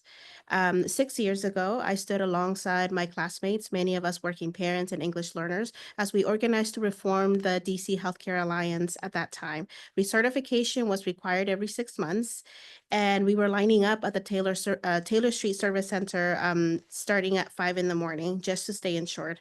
The process was so demanding, collecting bills, pay stubs, residency documents, and even then, most of us would experience a 1 or 2 month gap in coverage. We knew that wasn't just an administrative inconvenience, it was a public health crisis waiting to happen. So we organized, we testified at the Wilson Building, sometimes with our children in our labs. We gathered community stories and we pushed for change. After 2 years of advocacy, we'd helped win the 12-month and remote recertification. It was a major victory that gave thousands of residents the dignity of uninterrupted, accessible healthcare. Now I'm back, not as a student, but as a staff member, helping current Brea students navigate the very same system. And I can't believe that we're back here again, refighting for basic access to healthcare. We've already heard today from Brea students who rely on Alliance Healthcare Insurance for themselves and their families. They are workers, parents, neighbors who contribute every day to the city's strength. So today I'm asking you to protect the Alliance and preserve what we fought so hard for. Do not shorten the enrollment period or return to 6-month recertification. Do not remove remote and online recertification options. Do not add new documentation requirements that make it harder for families to qualify. And do not cut benefits or limit eligibility for adults who have nowhere else to turn. Alliance is a lifeline, provides basic health, doctor visits, medications, vaccines to people who would otherwise go without. Scaling back would not only reverse progress, it would endanger the health and stability of some DC most vulnerable residents. Please keep Alliance whole, and our community depends on it. Thank you for your time and continue your commitment to health equity in the district. Thank you so much. Go ahead, Jessica. Good morning, council members. Thank you for the opportunity to testify today. My name is Dr. Jessica Lazarov. I'm a pediatrician in Southeast DC and treasurer of the DC chapter of the American Academy of Pediatrics, which represents over 450 pediatricians across the district. We care for patients from birth through young adulthood and see firsthand how essential Medicaid is to their health and well-being. In DC, Medicaid covers almost half of all births and 40% of children. Many of our members' clinics and hospitals, about 80 to 90% of our patients rely on Medicaid, helping them access the care that they need to grow into healthy, thriving adults. The Immigrant Children's Program allows care to be delivered to all children, regardless of immigration status.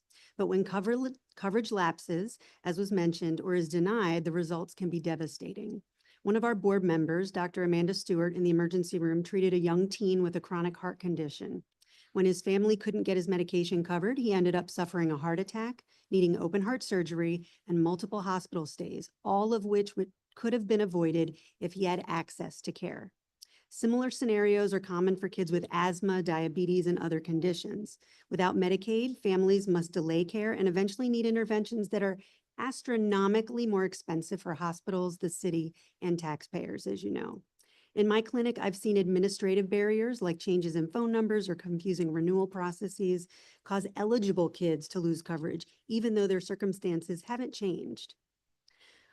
Our members see how Medicaid saves lives. Dr. Ariel White treated a 20-year-old DC native born with HIV. Medicaid coverage meant she could get medications for her complex infection, mental health support, and care coordination, literally saving her life and preventing transmission to others. Data shows that Medicaid not only improves health outcomes, but it's a sound investment.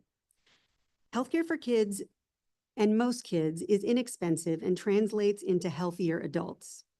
We urge you to continue to invest in inclusive, comprehensive, and accessible Medicaid coverage for all children, regardless of immigration status, and to strengthen systems that reduce gaps in enrollment and care.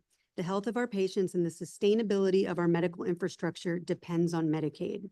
On behalf of DCAAP, thank you for your leadership and for prioritizing the health and well-being of DC's kids. We urge you to protect and strengthen Medicaid in DC because the kids are counting on us. Thank you. Thank you so much. I want to thank each and every one of you for your testimony. I've been on the Committee on Health since I first became a council member 10 years ago, and some of the work that we've done over the years has really been about making sure that everybody in the District of Columbia has coverage, because we know that when folks don't, it doesn't mean that they don't need care, right? And folks may then defer their care and get sicker. So I really appreciate this testimony. It's a tough budget, but I think that this is an area that everybody on the council is very focused on to ensure that we can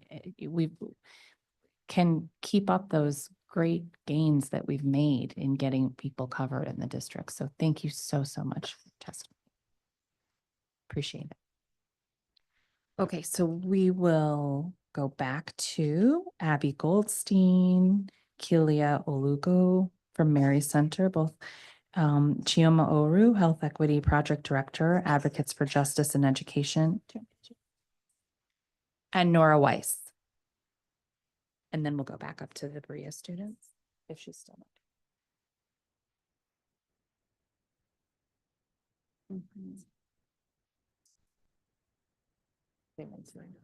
Oh yeah, just ask if anyone else is here for for in person, and then we'll go to virtual. Okay. Okay, is there anybody else in the room who signed up to testify in person that didn't have a chance yet, that maybe we missed or wanted to? Okay, come on up. Do you think, can someone help her with the chair there and move the chair out of the way? Thank you so much. Appreciate that. Great job. Thanks, Juan. Perfect. Come on over. Great. So we have our full panel. Abby, you may begin. Good morning, Councilmember Nadeau and members of the Committee on Health. Thank you for the opportunity to address the council today. My name is Abby Goldstein. I am the nursing supervisor for Mary Center's Nurse Family Partnership Program and a resident of Ward 4. I know that you and others on the council have developed a comprehensive understanding of the NFP program since its inception 4 years ago. We are extremely grateful that with such a challenging budget landscape, NFP is funded at the same level as last year. We do know that the hard work we all invested in getting Medicaid reimbursement to sustain NFP services has not come to fruition. Level funding will keep NFP operating by fulfilling the commitment to the families we currently serve, as well as those few we can add to our caseloads. However, like many across the city, we have had to make cuts to our services. NFP funding initially allowed 4 nurse home visitors to serve 100 families at a time. Without Medicaid reimbursement, our NFP team has had to downsize to 2 nurse home visitors. At the same time, we have just initiated our expansion with NFPX in Wards 7 and 8. This allows us to serve multiparous individuals and late registrants to the program. Therefore, as we have broadened the base of who we can support, we find ourselves limited by decreased staffing and lack of funding sustainability. Unfortunately, none of the NFP families could be here in person today. We have submitted some written testimonies. Additionally, I would like to share with you some of their own words from a survey we completed earlier this year. The complete survey results have also been included with my testimony. Here are just a few responses we heard when we asked, what has your experience been like with nurse-family partnership? One participant said, at first, I didn't know if it would be good. When I started, my nurse home visitor helped me with insurance, a social worker, a doula, how to care for a baby, always asking me how I was feeling. I didn't know anything about babies since I was a first-time mom, and she helped me talk about what was happening with the baby so that I felt calm and didn't have to go to the emergency room. My experience has been great, said another participant. It has impacted my life by being able to understand parenting the correct way and breaking cultural practices. A third participant shared, I am more aware of many views of motherhood. I feel more informed by a nurse than a family member who maybe doesn't have the patience to teach you about motherhood.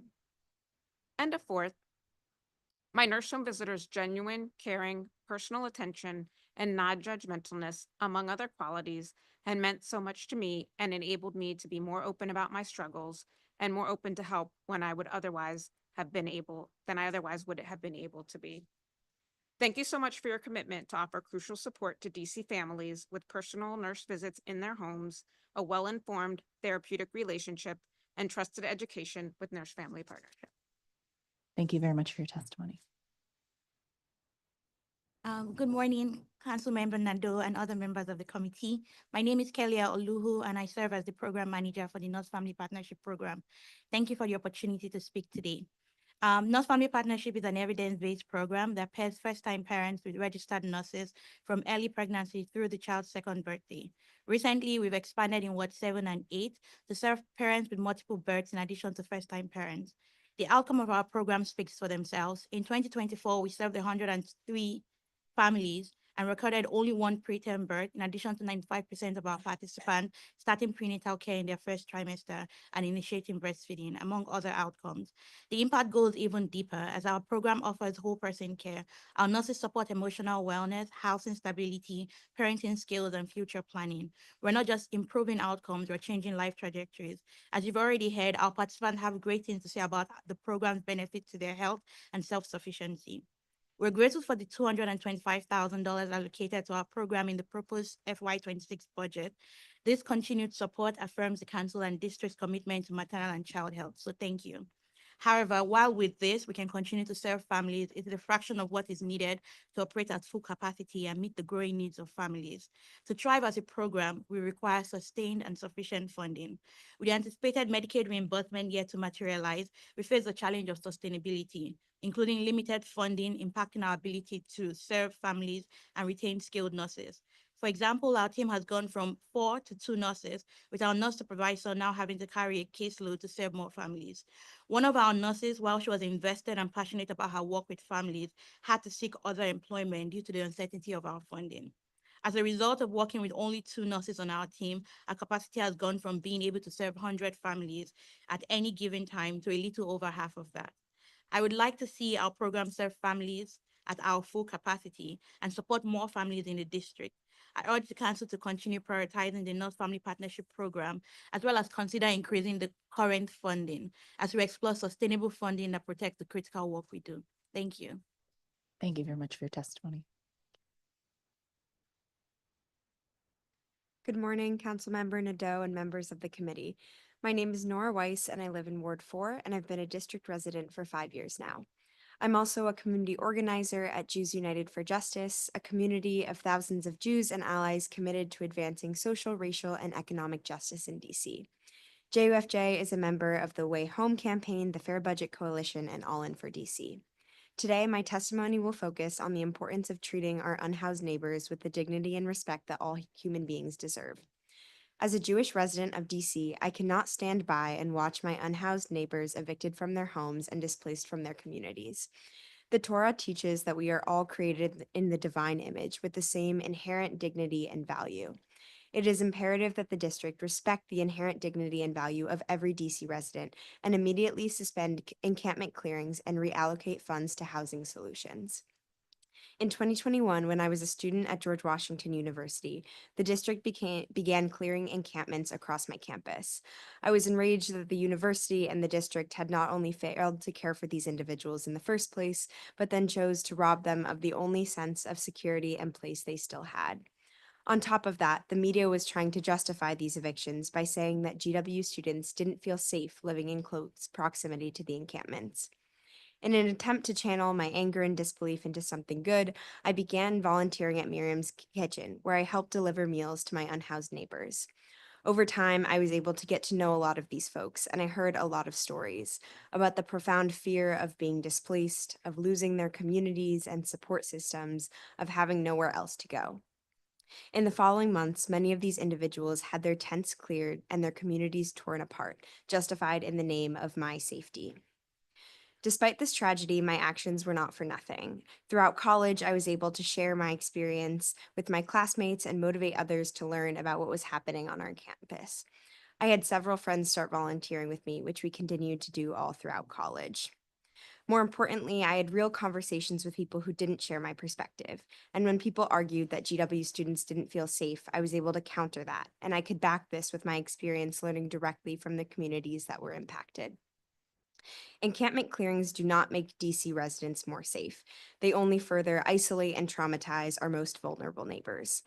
They also do not solve our housing and homelessness crisis. To do that, we need to fund affordable housing preservation, rental assistance, and housing vouchers, all of which are severely underfunded in the mayor's budget proposal. That money should come from ending encampment clearings and raising revenue through progressive taxes. Mayor Bowser is also demanding that the budget include an extremely harmful deal for RFK Stadium. Any budget deal about the stadium should put DC residents' needs above the wants of an owner of a football team. If there's money for a stadium, then there's money for housing vouchers and other long-term housing solutions. To ensure that DC residents are treated with the dignity and respect that they deserve, it is vital that the council immediately cease all encampment clearings and invest in long-term sustainable housing solutions. Thank you. Thank you for your testimony.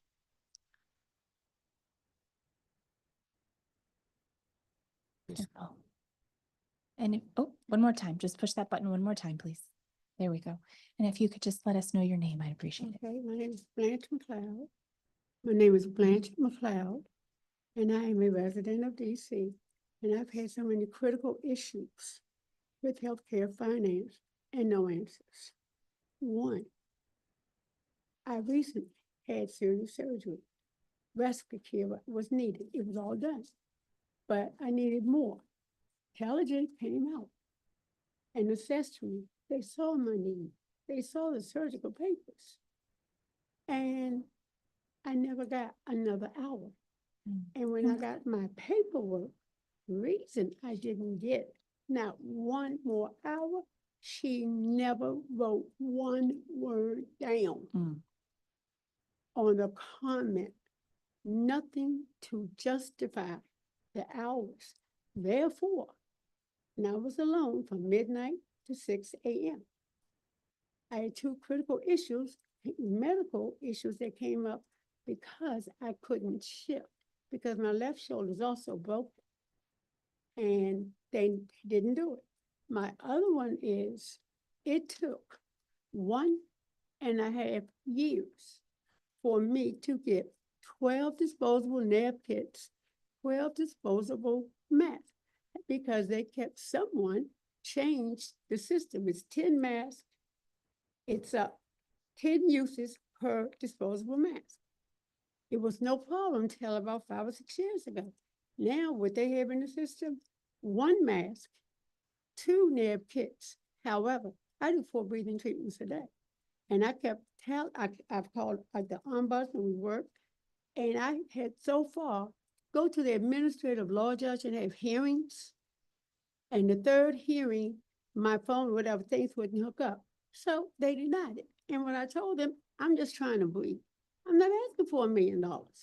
And they keep saying, what's in the system? Somebody did something because at one point you get 1 mask per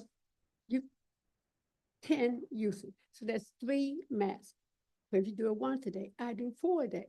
So they expect for me to do 120 breathing tubes a month with 1 mask and 2 napkins. After the initial hearings closed down, I kept calling the office. So anyway, finally got them, but it's something wrong because somebody put it in the system.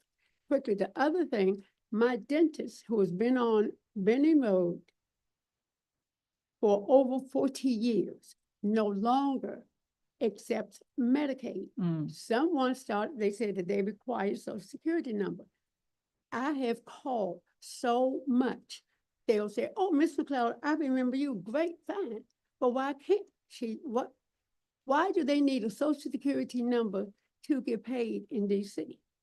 My other issue I had, my health insurance was changed. It's been going on now. I found out it's for several years. And I never gave anyone permission, and they sent me a letter telling me that the change I made. I didn't make a change. Which, from which to which? I was switched from AARP Medicare Advantage to the United Community Plan. Got it. And what I was told, that when they went in the system, there were 2 insurances. So they wanted to make sure, no, there's only one active insurance. My other issue is so much lack of communication in that ombudsman's office. I just went through 2 weeks of hell to get this medication. Medicare made changes, but they never notified anyone. So finally, when I called, they told me to have the doctor call the prescription in to CVS, but it had to go to the special pharmacy. My doctor did exactly what they told. Then it wasn't there. My aide called CVS headquarters in New York to try to get an answer. Then we started working. And my doctor was never given the phone number for the special pharmacy. But the point is, but I kept screaming, I take nothing for pain. I'm allergic to all pain medication. The only relief I have for the broken left shoulder is these injections. And it was new for Medicaid to pay for because United made changes in January, but no one was notified. And we finally got that worked out. And then what I do have. Do you have, Mrs. McLeod, do you have more on there? Well, Because I was going to say, okay, no, we're a what- little bit what over I have- time I have now. a packet Okay, good. that for the critical errors. And then, like I said, this dentist, I have been trying to do this for 5 years. For 5 years. The last thing is, for 9 years, I have been calling and talking healthcare finance because I lost a kidney because I never had a kidney function test. And by not having the test, when they were going to reconstruct both of my shoulders and both of my rotator cuffs, oops, I had 1 kidney. That was 10 years ago. Okay. You know, and so I can't. So while you're here today, I'm gonna set you up over here with Marcia, Okay. who can go through your packet and work with you on these issues so that we Okay, can thank get you you. what you need. Of course, sorry that you've been going through all that. And thank you to all the other witnesses. Ms. Weiss, appreciate the testimony on the clearings. This is definitely something that we dealt with a lot when I was chair of the Committee on Human Services and we had joint jurisdiction over DMHHS. We've pushed back a lot over the years, but it doesn't always seem to make a difference. But I appreciate the advocacy because I think we have to keep talking about this. And then Ms. Goldstein and Ms. Olugu, thank you so much for the work you're doing. Can you, just for the record, let us know how many families are you working with in wards 7 and 8? Do you happen to know that off the top of your head? We don't have the number off our top of our heads. Our caseloads do vary Fluctuate. fluidly, Yeah, but we yeah. can certainly get it to you. Okay, great. Yeah, the committee would like the information.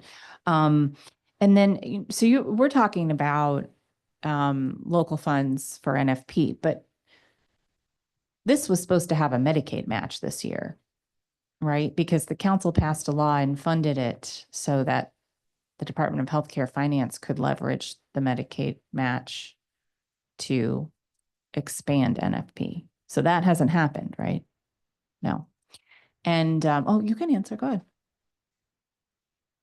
Okay. Make sure you use mics if you're going to respond, just because the people in the Zoom can't hear.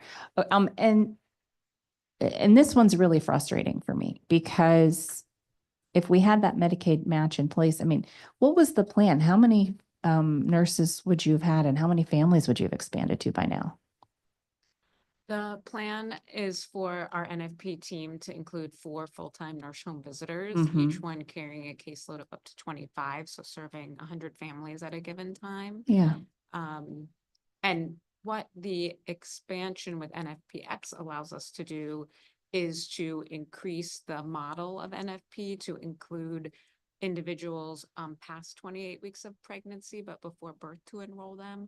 Because we do know that especially women that are late to prenatal care tend to be those who benefit most from our program. although Okay, we so have that less doesn't reduce the efficacy of the program to have them join late. No, not at all. And it also allows us to serve women who might have had other live births before we were limited to just. They don't have to be first-time parents. Yes, which I know when we first brought the model was one of the criticisms of the Department of Health, was that it was only for first-time moms. So it's good to see that the model has adapted and is growing. I still think it's a good idea regardless, but that's great. Yeah, and that's not for the model for all of NFP. There is this special expansion of it, NFPX, which we had to apply for it, be approved for it from the Nurse Family Partnership Program, and have our nurses specially trained in this model to be able to implement it as well. So we are now ready to do that, but are unable to really utilize it in the way we expect it would be most beneficial to the city, because we don't have the space on our caseloads, because the funding is not sustainable and is decreased. So what is the funding for you all for FY26 at the moment in the budget? Somewhere around 800,000. And what were you hoping it would be? Sorry, what were we hoping? How much were you hoping for? We're hoping for somewhere around 350,000. Additional? Yes. Sorry to clarify, did you ask the funding in the budget for fiscal year? I think it was funded at 225,000. Oh, our budget is around 800,000, Okay, but what we yes. received was 225,000 And that's in the current fiscal year or in the next? in the next fiscal year, Okay.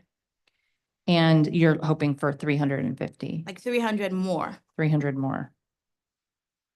And also in the past fiscal year, it is level funding at the 225,000. Yes. However, last year we were given an extra 100,000 to adjust for not receiving the Medicaid reimbursement that we had anticipated. So it was a cut essentially of 100,000. Okay. Do you happen to remember with the Medicaid match in place, would we still be investing the same amount of local dollars, but it would then just be matched, so you could expand? It wasn't a reduction in local dollars. I don't have the answer, but I can find that out. Okay. I would say it was not a reduction in local dollars, and it was a minimal increase because of what would have been matched by the federal government. Great. Fantastic. Thank you to this panel, which is our final panel of in-person witnesses. Okay. We've got another friend here. Oh, okay. Chioma Oru, with a Health Equity Project Director at Advocates for Justice and Education, has joined us.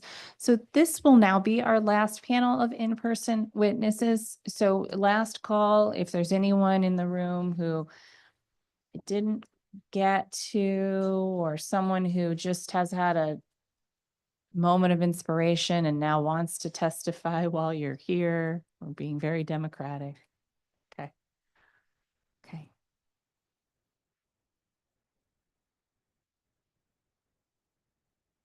Where is Marcia? Is she still? Oh, no, Marcia. Oh, okay. Okay, great. Well, you may begin when you're ready.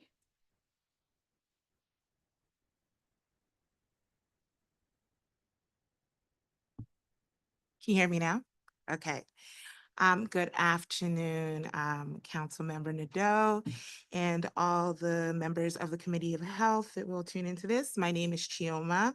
I am a first-generation Washingtonian and a Nigerian American, a mother of 2 autistic sons, a disability self-advocate, and a Ward 5 resident. I'm also here today as the Health Justice Project Director. Our project is having a name change of Advocates for Justice and Education, the DC's federally designated Parent Training and Information Center, and also the Family to Family Health Information Center.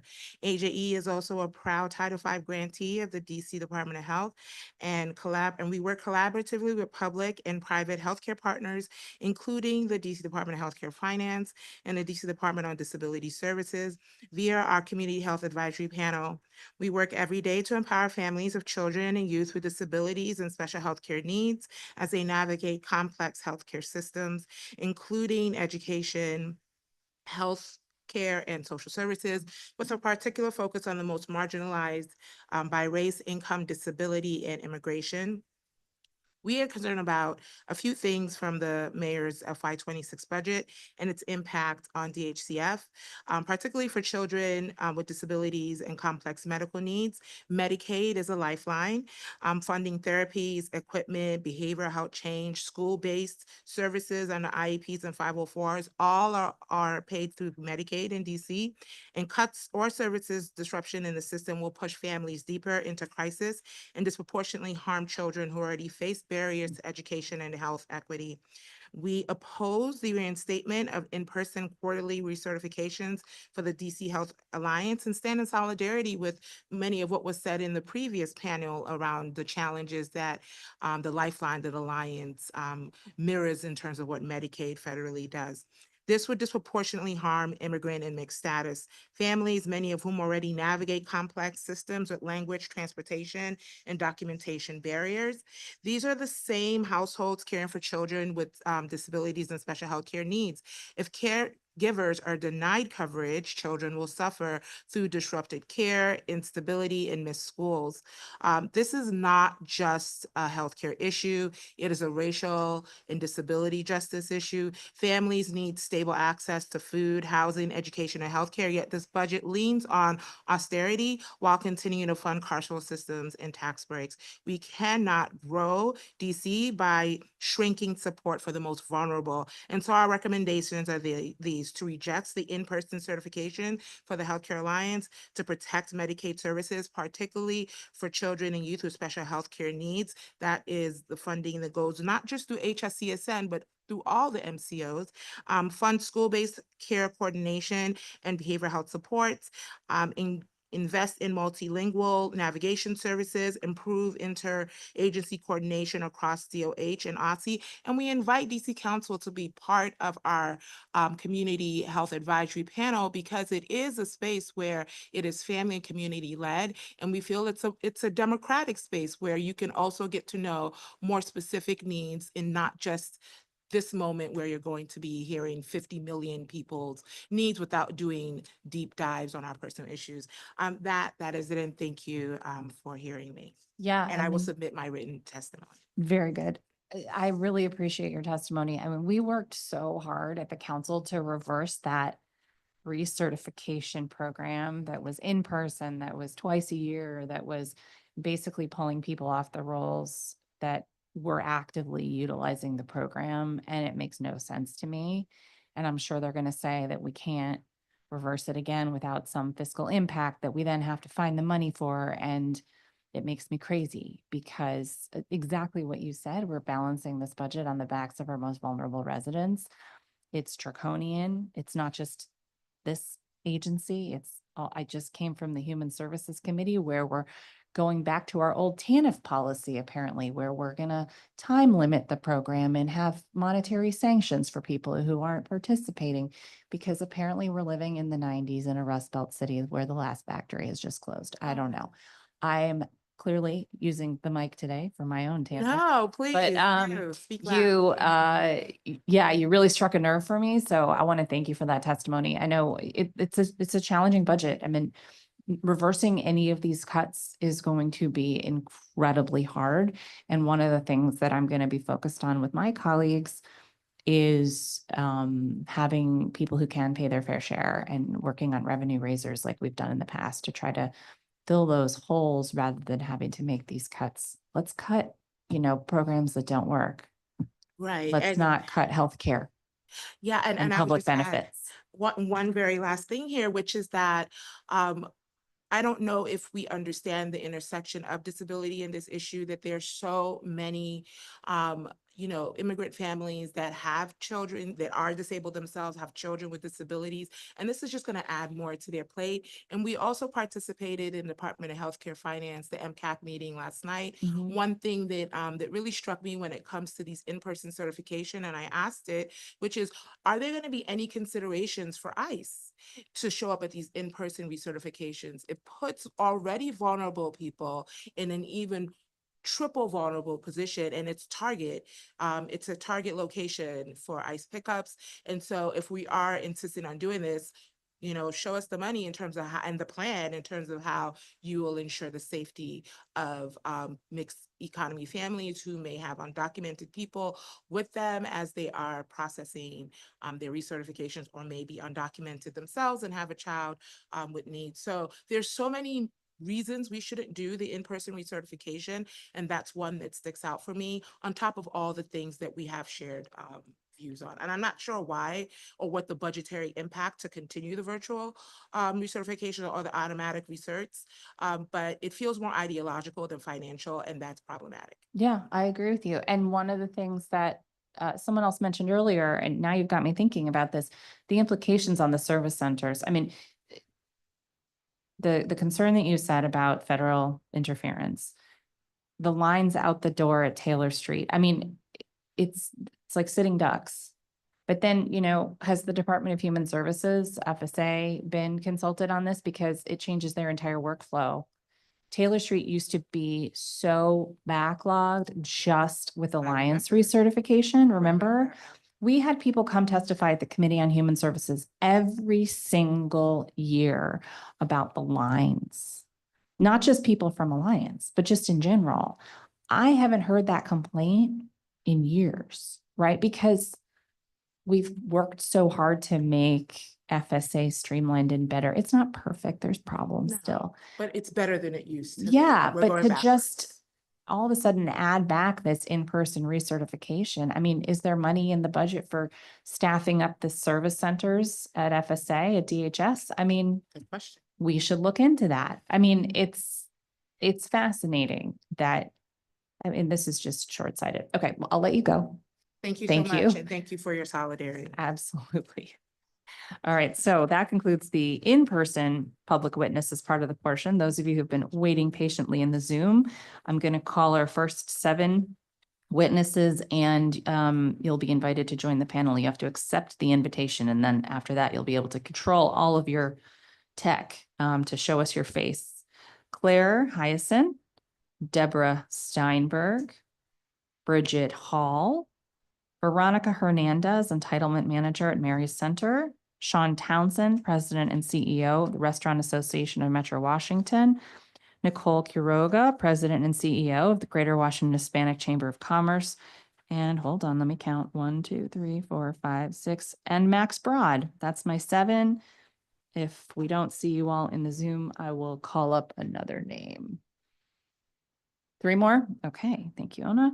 Chinyere Hubbard, President and CEO of DC Chamber, Floyd McKay, Executive Director of Leadership Council for Healthy Communities, and Judy McKenney, HR Director at the Franklin Montessori School and Broad Branch Children's House. Did that get us our 7? Oh my, okay. All right, people. Got tired of waiting on us. Sia Barbara Kamara, Sabrina McCraw, Jay Yarbrough, Data and Training Manager at the Whitman Walker Health Center. All right, we got our 7. All right, so we're going to go in the order that I called. And I do not know. Okay, we'll start with Claire. Is Claire in? Yes, Claire's in. Great. Yes. Good morning, Councilmember Nadeau and members of the committee, and thank you for the opportunity to testify before you this morning. I'm Claire Hyacin, Senior Policy Analyst at the Center on Budget and Policy Priorities, but I'm here today testifying as an individual and a resident of Ward 2. I'm also a member of the DC Health Benefit Exchange Standing Advisory Board, and last fall I chaired the Standard Plans Working Group. The Standard Plans Working Group, which includes representatives from insurers, healthcare providers, and consumer advocates, meets once a year to update DC's essential plan design and consider ways to reduce cost sharing for more people. Thanks to the working group's recommendations, all essential plans now offer free or reduced cost sharing for people with type 2 diabetes, pediatric mental health conditions, and cardiovascular and cerebrovascular disease. And in plan year 2026, all essential plans will additionally have $0 copays for primary care, laboratory tests, and generic antiretroviral medications for people with HIV. Affordability initiatives like DC Standard Plans Working Group are all the more important this year as DC's marketplace enrollees are likely to be faced with increased costs and red tape. As you likely know, unless Congress acts, enhancements to the premium tax credit will expire at the end of 2025, leading to skyrocketing premiums and many people dropping their coverage. In DC, approximately 10% of enrollees are expected to drop their marketplace coverage.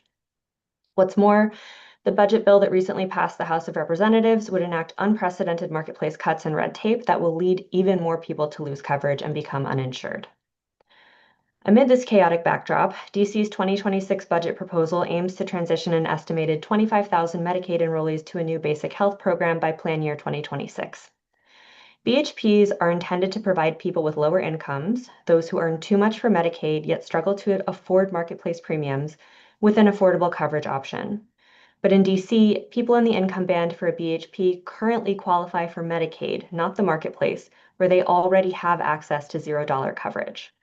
By transitioning them to a BHP, they would lose benefits like non-emergency medical transportation and adult dental and vision care that are required to be covered by Medicaid without gaining more affordable coverage. Moreover, a number of people currently on DC Medicaid earn too much to qualify for a BHP. In order to maintain health insurance after the BHP transition, these individuals would need to, first of all, learn about the transition and reapply for health insurance through the marketplace, not an easy task. They would also face significantly higher premiums if the enhanced premium tax credits are not extended. Based on national averages, a 40-year-old with an annual income of around $30,000 would go from free Medicaid coverage to owing between $145 to $168 per month for a silver benchmark plan in the marketplace.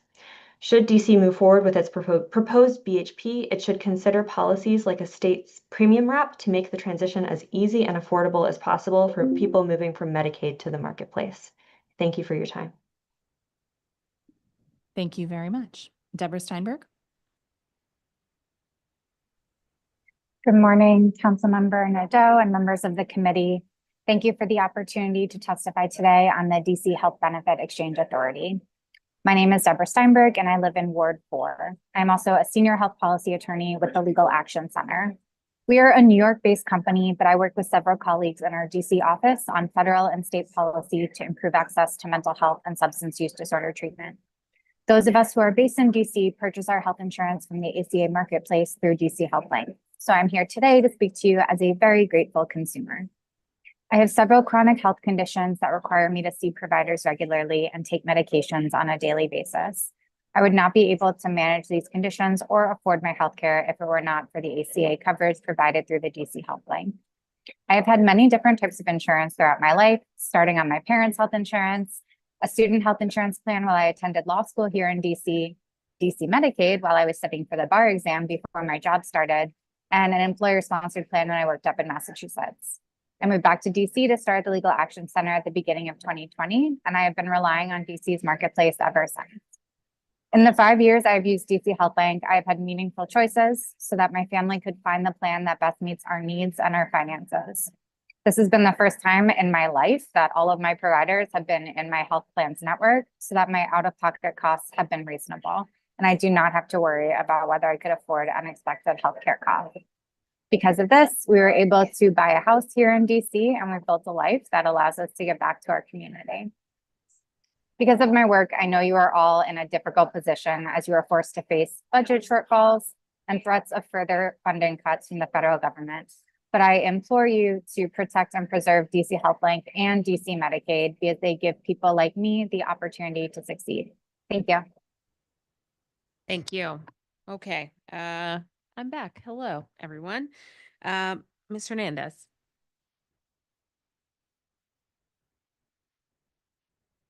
Good morning, Chairperson Nadeau and members of the committee. My name is Veronica Hernandez. I am the Entitlement Manager at Mary Center, a federally qualified health center with locations across the metropolitan area. Mary Center employs 2 in-person assistants who implement our health benefits exchange program. Mary Center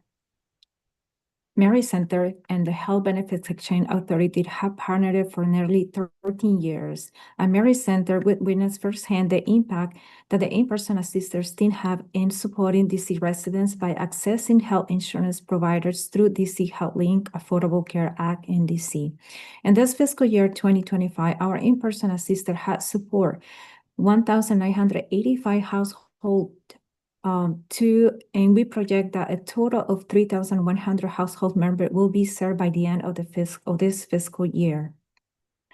We are preparing for the impact of those proposed changes to the Medicaid in the FY 2026 budget. If you approve, we anticipate an increase in enrollment for individuals who will no longer qualify for Medicaid and will be seeking options through the Health Benefits Exchange.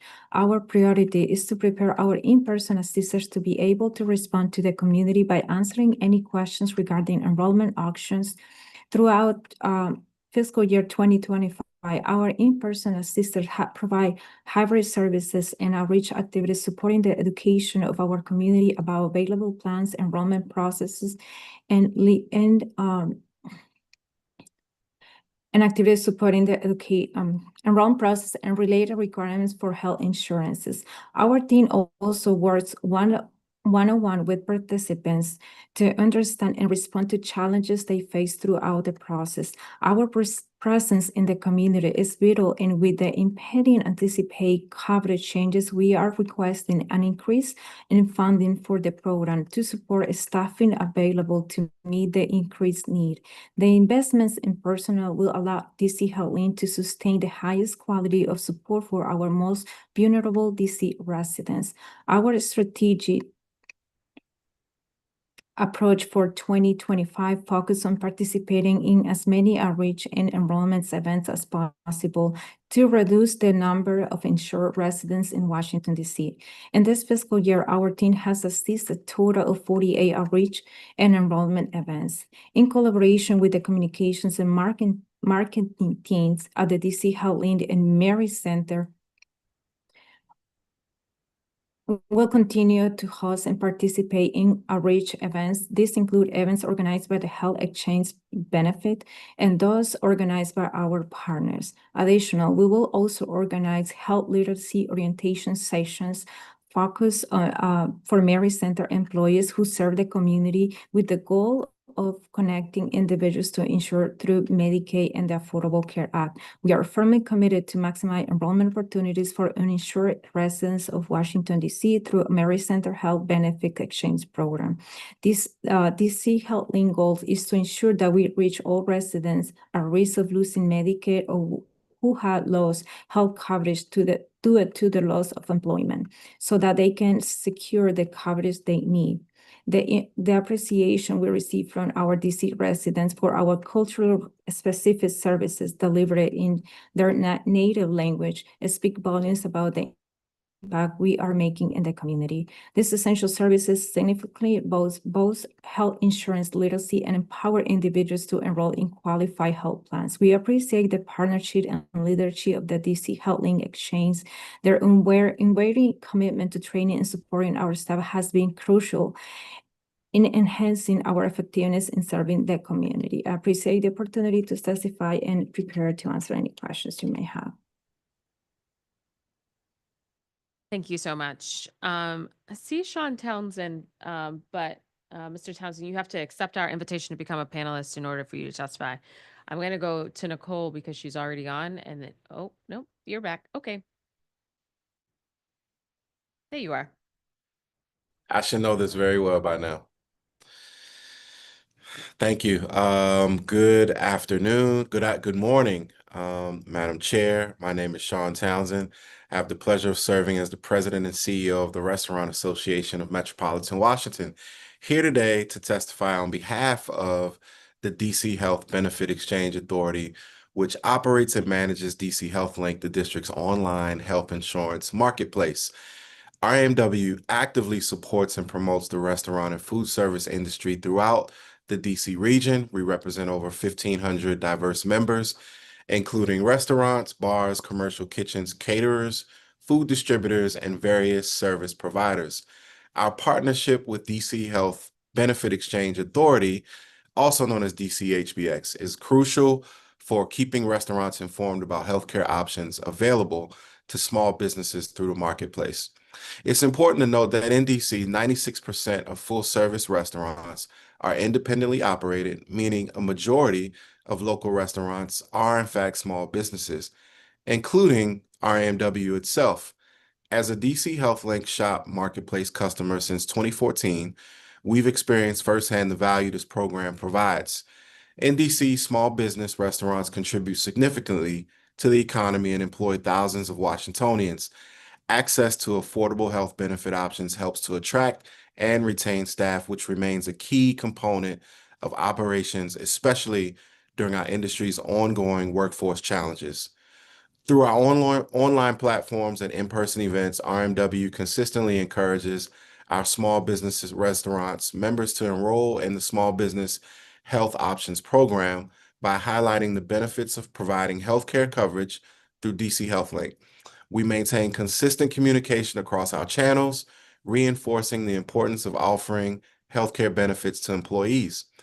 Through our longstanding partnership with DC HBX, we support outreach, education, and enrollment efforts throughout the food service community. We commit dedicated staff to these initiatives, offering employers access to brokers who provide support in evaluating their ability to offer health insurance, starting the enrollment process, making changes to the benefits, and keeping employees informed of available coverage options. For our workers attending our training classes, we provide information about individual enrollment options when employer-sponsored insurance isn't available. Our support extends to our broader consumer audience, especially during open enrollment. We utilize unique activations within restaurants to inform and engage diners while they are at their establishments. We also collaborate closely with DC HBX and its business partners to produce the Power Up DC Small Business Summit, contributing insights, feedback, connections, and outreach support. We've also collaborated on an initiative to inform Congress about the need to permanently extend the Affordable Care Act premium tax credits. We engaged our state restaurant association counterparts, ensuring their elected representatives understood the potential impact of proposed cuts on the industry. We enjoy this partnership. It remains a valuable component of what we do here. And as you review the budget submission for FY26, we respectfully request that you support the DC HBX budget submission so it can continue its vital work ensuring quality, affordable health insurance for all DC residents and businesses. Thank you for your time today, and I welcome any questions the committee may have. Thank you. Nicole? Good. Can you hear me? Yes. Good morning, Councilmember Nadeau, members of the Councilmember Henderson, but it's okay. Go ahead. Oh, yeah, I'm sorry. I didn't see you came back. Okay. I couldn't see that on my screen. Okay. Well, good morning, Chairperson Henderson and members of the committee. My name is Nicole Quiroga, and I serve as President and CEO of the Greater Washington Hispanic Chamber of Commerce. Our organization works to improve the quality of life in our community by supporting business development and providing critical resources to residents and entrepreneurs alike. Thank you for the opportunity to speak with you today about DC Health Benefit Exchange Authority and the vital work it performs every day. For over a decade, our chamber has partnered closely with the exchange to help enroll individuals, families, and small businesses in quality, affordable health insurance. Through culturally relevant outreach and education, we've seen firsthand how this work changes lives, ensuring access to care and creating stability for our community. Today, I want to stress how urgent this work has become. Too many of our residents, especially those in underserved communities, and too many of our small businesses are still recovering from the economic shocks of the pandemic. Add to that a new wave of layoffs and rising living costs, and the affordability of healthcare is once again in jeopardy. Health insurance is not just a benefit, it is a lifeline. For small businesses, offering health insurance is a key tool for retaining talent and building strong teams. Employer-sponsored coverage means the foundation of our healthcare system, and when premiums are affordable, businesses thrive. But that foundation is now at risk. In December, the enhanced tax credits under the American Rescue Plan Act and Inflation Reduction Act are set to expire. If Congress does not act, more than 21 million Americans could face dramatic premium increases or lose their coverage altogether. That includes thousands right here in the district. Let me be clear, raising premiums even slightly could push many small businesses and families past the breaking point. It could even mean skipping care, delaying treatments, or losing insurance entirely. And when that happens, our local community suffers. Small businesses are the backbone of our community. They employ half of all Americans and drive almost half of our GDP.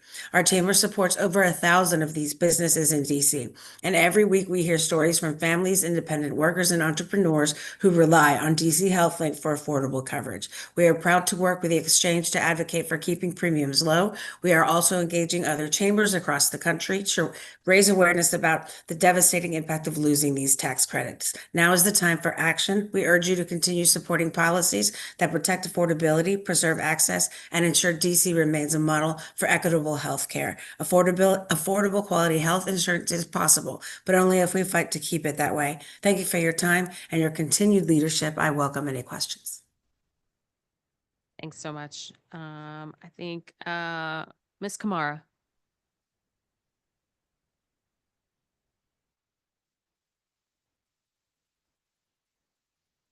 Good morning, Chairperson Henderson and Morning. members of the Committee on Health.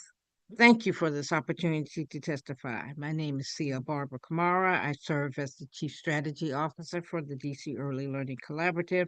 I'm on the Executive Committee of the Under 3 DC Coalition. And I've had the opportunity and honor to work in early education at the federal level and local level for many years. I'm a proud resident of Ward 4. I'm here this morning to respectfully urge the Health Committee to work with the Committee of the Whole to add $10 million in recurring funds to the Pay Equity Fund, with the $1.4 million of that specifically for the Healthcare for Child Care initiative. Healthcare for Child Care is a lifeline for our early education workforce. It provides free or low-cost health insurance coverage for early education staff, covering almost 2,000 people, and educators currently rely on this. The proposed enhancements would not only sustain these current enrollees, but also begin to address the current wait list, expanding access to care for those left out. Last year, the Health Benefit Exchange projected it would take $12 million to sustain the Healthcare for Child Care program and to protect the coverage of child care workers already enrolled. Right now, new employers seeking to enroll their teams in Healthcare for Child Care and wish to participate are now placed on a waiting list and are unable to access quality and affordable health care insurance. This leaves educators who care for our children every day without access to essential care. Safeguarding the long-term stability of the program with an increase in funding of $1.4 million in recurring funds for Healthcare for Child Care is a modest but vital step toward expanding coverage, strengthening the early learning sector, and ensuring no educator is left behind. It will allow child care programs to move off to the wait list and bring increased stability to the child care community. I've heard firsthand from early childhood educators about the tremendous value of healthcare for child care and their programs. One educator from Ward 8 shared with me that for the first time ever, she is now able to offer health insurance to all of her staff, the educators and the non-educators. And so this is very important. These are not isolated stories. They are lived experience for our essential workforce. I thank you for the opportunity to testify today, and I'm available to respond to your questions. Thank you. Sabrina McCraw. Good morning. Thank you, Chairman Henderson and committee for hearing us today. I run a childcare center in Ward 8, and for the first time, thanks to Healthcare for Childcare, some of my staff members who were not previously able to get coverage, either because they made too much for Medicaid or they were not old enough for Medicare or other circumstances, were able to finally get coverage and get medical help.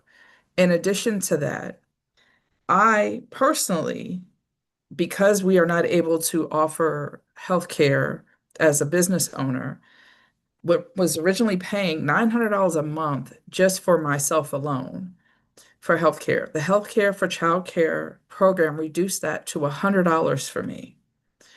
The impact of eliminating this program would put a lot of the small childcare centers that cannot afford to offer services in a position where we may lose staff because they have to seek employment in places that can provide that healthcare. Staff that have worked hard, done everything asked for them by the DC government, went back to school, got their achieved their degrees, only to be told that in a year, all of the things that they worked very hard to make sure they qualified to get will no longer be available. In addition to that, I would like to say, our experience with the people within the healthcare exchange for the Healthcare for Childcare has been amazing. They have walked us through, answered questions, helped us where we were completely hopeless, and made enrolling people a lot easier. So I would like to just point out that you have an amazing group of people helping those who could not previously get health insurance. And now we're saying in a year and a half, that may not be a possibility. I would strongly urge everyone listening to the people today to work to continue this program and allow the educators that have done everything that has been requested of them to continue to receive the benefits that have been given to them. Thank you. Thank you. Jay Yarbrough. Good morning, Chairperson Henderson and members of the committee. My name is Jay. I'm the manager of the DC HealthLink Assister program here at Whitman Walker Health. I'm pleased to be here to present testimony in support of the District of Columbia's Health Benefit Exchange Authority and share our experiences as an assister organization. As you may know, Walker Health provides high-quality affirming healthcare to more than 20,000 individuals, and over 4,000 of our patients are living with HIV, and more than half who share their sexual orientation or members of the city's LGBTQ+ community. Women Walker Health is proud to have served as a DC HealthLink Assisted Organization and an enrollment center for all the DC HealthLink open enrollments since 2013. We have recently completed our 12th open enrollment, where our sisters provided outreach and education to uninsured and vulnerable consumers. For the past 12 open enrollment periods, 62% of the consumers we assisted were living with HIV and 45% identified as LGBTQ+. Both important target populations amongst DC's and underinsured residents. During the open enrollment period from November 2024 through January 2025, we have served over 1,500 encounters, assisting over 1,200 individuals with access to some form of healthcare, whether that be a qualified health plan, Medicaid, Alliance, ADAP, or enrolling them into Women Walker Health's sliding fee programs. In addition to our regular enrollment activities, we are also partnering with HBX under their We Care campaign to enroll individuals whose healthcare has been impacted by the changes within the federal government. Getting and keeping health insurance are challenging tasks. Consumers need trained experts who understand the complex eligibility and documentation rules to navigate the application and renewal process. Every day, we see firsthand individuals who would not get connected to health insurance without the help of a DC HealthLink Assister. And we firmly believe that it is this partnership that accounts for DC's ranking as the second lowest uninsured rate in the country. As we are aware, there are significant proposed changes to Medicaid and Alliance eligibility, which will result in many beneficiaries needing help. Assistance will play a critical role in this transition and working to keep these DC residents insured. I will close with our appreciation for our partnership with HBX and our strong relationships with DC, DHCF, and ECA. Thank you for the opportunity, and I welcome any questions. Thank you. Joined by one more who was all in this panel but missed their time, which is Max Broad. Yes, hello, Councilmember Henderson. Thank you for having me on. Yeah, my name is Max Broad. You may know me as the Executive Director of DC Voters for Animals, but today I'm here testifying in from the capacity of being a small business in DC who relies on coverage from the Affordable Care Act. And I just want to say that, you know, as somebody who's essentially running a business and used to paying a substantial sum in healthcare, you know, my premium alone costs over $8,000 a year, which, you know, gets quite substantial. So I just want to, you know, call on the Health Committee for, you know, just continuing vociferous support for access to our healthcare for, you know, it's just so important for folks that at least I can relate to who are in a nonprofit, starting a small business, just in whatever step of their new enterprise. Healthcare is a really big factor, and I really want to encourage support for it. And I just want to leave you with a suggestion of, you know, collaboration with the Department of Insurance, Securities, and Banking, and the, you know, our DC Council Committee on Business and Economic Development to see if there's ways to improve long-term affordability for health insurance plans offered through the marketplace. So just want to leave you with that, and thank you for your continued support for our really vital healthcare. Thank you. Thanks, Max. And thank you to all of these panel of witnesses. I wasn't able to catch everyone's testimony, but certainly appreciate you all being here, and, you know, the variety of issues that you all brought up. I think, Nicole, you spoke specifically to the advanced premium tax credits, which is something that we are also deeply concerned about, in terms of what happens to our exchange, not just for, you know, individuals who are receiving the subsidies, but specifically for our small businesses who are purchasing insurance via the exchange, and what they can do there. Yeah. Ms. Kamara and Ms. McCraw, thanks so much for your testimony, specifically on healthcare for childcare. That continues to be one of the bright spot programs where I feel like we've done something so cool, so innovative, and so game changer for a lot of our early childhood workers. And so, Ms. McCraw, I really appreciate you sharing, you know, how this really impacted your employees at your childcare center in Ward 8. I don't have any specific questions for you all, but if you haven't submitted your testimony for the record, if you can please go ahead and do so.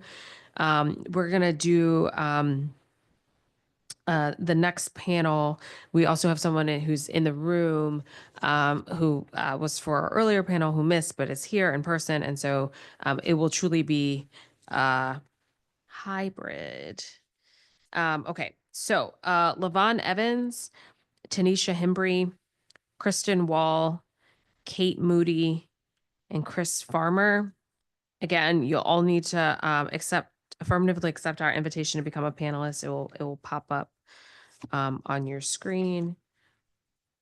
And then I'm going to invite the folks from Spaces in Action. Fari, if you want to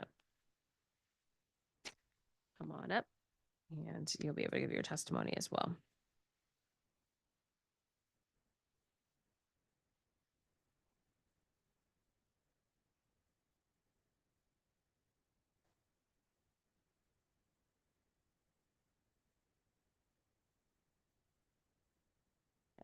Just give us just a minute.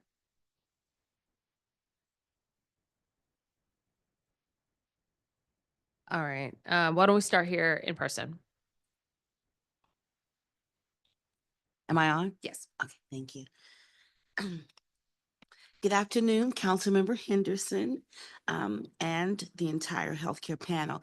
I'm Fari Gamina Tumpe, a healthcare defender and Hill champion lobbying for health equity with Spaces in Action locally and federally. I'm also a neurodivergent, 2-gen caregiver of 3 differently abled grandchildren. I live with several autoimmune diseases on SSI disability, but I have dedicated my life to healthcare and disability rights advocacy. Some days I don't want to be a healthcare defender, and I shouldn't have to be a healthcare defender. But Medicaid is a lifeline. It has been a saving grace for my 4 children and 7 grandchildren. And for several years, I've had to purchase crucial medications which are no longer covered by Medicaid. Right-wing Republicans are holding the U.S. economy hostage, weaponizing the need to increase the debt limit and demanding $880 billion in federal spending cuts to Medicaid. There's also the proposal of the expansion of so-called work requirements for Medicaid and federal anti-poverty programs like SNAP, WIC, and TANF. EARN, the Economic Analysis and Research Network, has documented why these work requirements don't work. Instead, they inflict harm on the people with the greatest need. Many people will have access to basic health care and food put at risk while boosting billionaire corporate profits. Spaces in Action and Unpopular Democracy in Action conducted a Medicaid survey. And here's some of the quantitative and qualitative data from the Medicaid survey in the District of Columbia. Despite the satisfaction with coverage, 1 in 3 respondents say they have experienced difficulty applying for Medicaid, and the same amount said they didn't receive necessary medical treatment. More than 2 in 3, which is 71.8%, were satisfied with the quality of care, but even as many survey responders reported challenges enrolling, renewing, and accessing services through Medicaid. Respondents reported long waits on the phone, long waits in lines, and difficulty with program websites. 1 in 3 respondents experienced challenges in renewing their Medicaid, and 43.3% of survey respondents were unaware of their need to go through the Medicaid renewal process. In addition, 38.9% reported difficulty finding providers and specialists that accept Medicaid. And if they do, getting available appointments was also very difficult. People shouldn't be poor because they're sick or sick because they're poor. Healthcare is a human right and not a privilege. Thank you. Thank you. All right, Ms. Evans?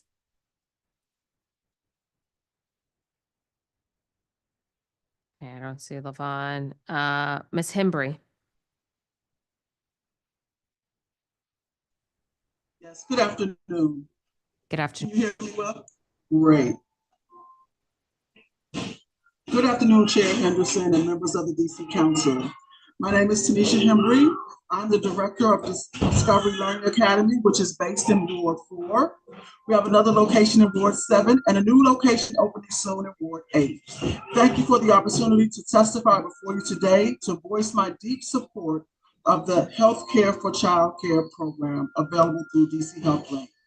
I can confidently say that the Healthcare for Childcare program has made a positive impact on the Discovery Learning Academy staff, Discovery Learning Academy families, and many lives in our community. This essential program offers access to affordable healthcare, quality and health insurance, which was simply not an option before.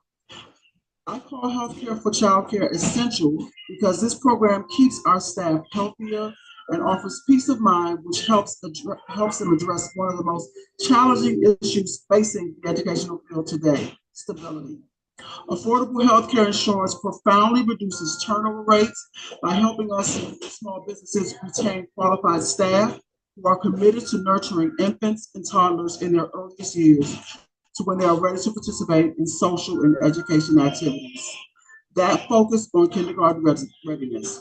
I urge you to always fight to fund healthcare for childcare far into the future. Thank you for the opportunity to share my experience. I'm happy to answer any questions. Thank you. Ms. Wall. Good morning, Chairwoman Henderson and members of the Committee on Health. My name is Kristen Wall and I'm a Ward 1 resident. Thank you for the opportunity to share the important role DC HealthLink has played in my health and financial security. My father was a pediatrician in rural Appalachia in North Carolina. And growing up, he saw the impact on families who did not have health insurance before the Affordable Care Act was passed. He saw families who were buried under medical debt due to unexpected medical emergencies, and children and parents whose health suffered because they waited too long to get care. He drilled it into my head at a young age that for my health and financial security, I should always have health insurance. And indeed, to this day, anytime I move or get a new job, my father always asks me two things: if my car is in good condition and if I have health insurance. Thanks to DC HealthLink, for as long as I've lived in Washington, DC, I have been able to tell my father that, yes, I do have health insurance. I've also had more freedom to change careers and workplaces. When I left a career in international development 7 years ago to teach Montessori pre-K and kindergarten, I was able to accept a job offer at a small school that did not offer health insurance. I asked the head of my school if I could enroll the school in a small business health insurance plan, and she agreed. And I signed myself and my co-teacher up for insurance using DC HealthLink. Even though we paid the full premium amounts, we had discounted rates because it was offered through our employer. As you know, even though early childhood education is critically important, it is unfortunately not well paid. Having access to lower health insurance rates was extremely helpful and made it possible for me to support myself as a teacher. And I guess this was before the healthcare for childcare, which sounds like an amazing program, which was not available at the time. And thanks to the expert help of DC HealthLink small business specialists, both my co-teacher and I had affordable health insurance when COVID-19 hit in 2020. Even had I not been able to arrange health insurance through the school, I would have been able to get individual coverage through DC HealthLink, which always gave me peace of mind and let me know I could afford to work in early childhood education. Now I'm again in a period of transition, and DC HealthLink has once again provided easy access to health insurance. After I taught, I returned to the field of international peace building and was privileged to work as a contractor in a temporary position at the U.S. Institute of Peace. I knew I could take on the role because I knew I could get health insurance through DC HealthLink, and I did. The contracting position became a full-time employed position, and when I least expected it, DC HealthLink again came to the rescue. As many of you are aware, on March 28th, 2025, USIP employees and contractors were fired by a president installed by the Department for Government Efficiency. March 28th was a Friday, and we received our termination notices after 9 p.m. that night. Monday, March 31st, was the last day we would receive health insurance, and so we only had 8 business hours to find new insurance. Having had such a positive experience with DC HealthLink in the past, I did not panic or stress, but called DC HealthLink early Monday morning and learned that if I signed up that day, I would have coverage beginning April 1st with no lapse. I signed up in just a few hours after comparing plans and shared this information with my colleagues. Luckily, I was also able to get a reduced premium due to, I believe, the tax credits. Without exception, every time I have called DC HealthLink, I have gotten courteous and helpful service. Unlike other corporate or even governmental services that take you through a labyrinth of options and menus and have you handed off among multiple people, none of whom can help, the DC HealthLink customer service representatives, in contrast, have consistently been able to answer my questions and provide helpful guidance, usually the first time I call. I'm exceedingly grateful that my tax dollars are providing a service that I directly benefit from. Because I have health insurance, both my father and I sleep better knowing that I have a safety net. If God forbid there's a medical emergency, I and my family will not be financially ruined. I will be able to get the medical care I need. As I age, healthcare is becoming more important. Having DC HealthLink gives me and other DC residents the freedom to take career risks, to have the freedom to change jobs, pursue positions that do not provide health insurance, and to weather unemployment. Of all the government services in DC, DC HealthLink has made the largest difference in my life, and that's why I am happy to be here today to advocate for full funding and your full support for continuing this vital service that saves lives and provides financial security and peace of mind to DC residents. Thank you. Thank you.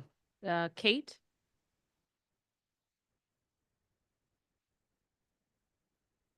All right, Mr. Farmer, or actually unclear. Chris Farmer.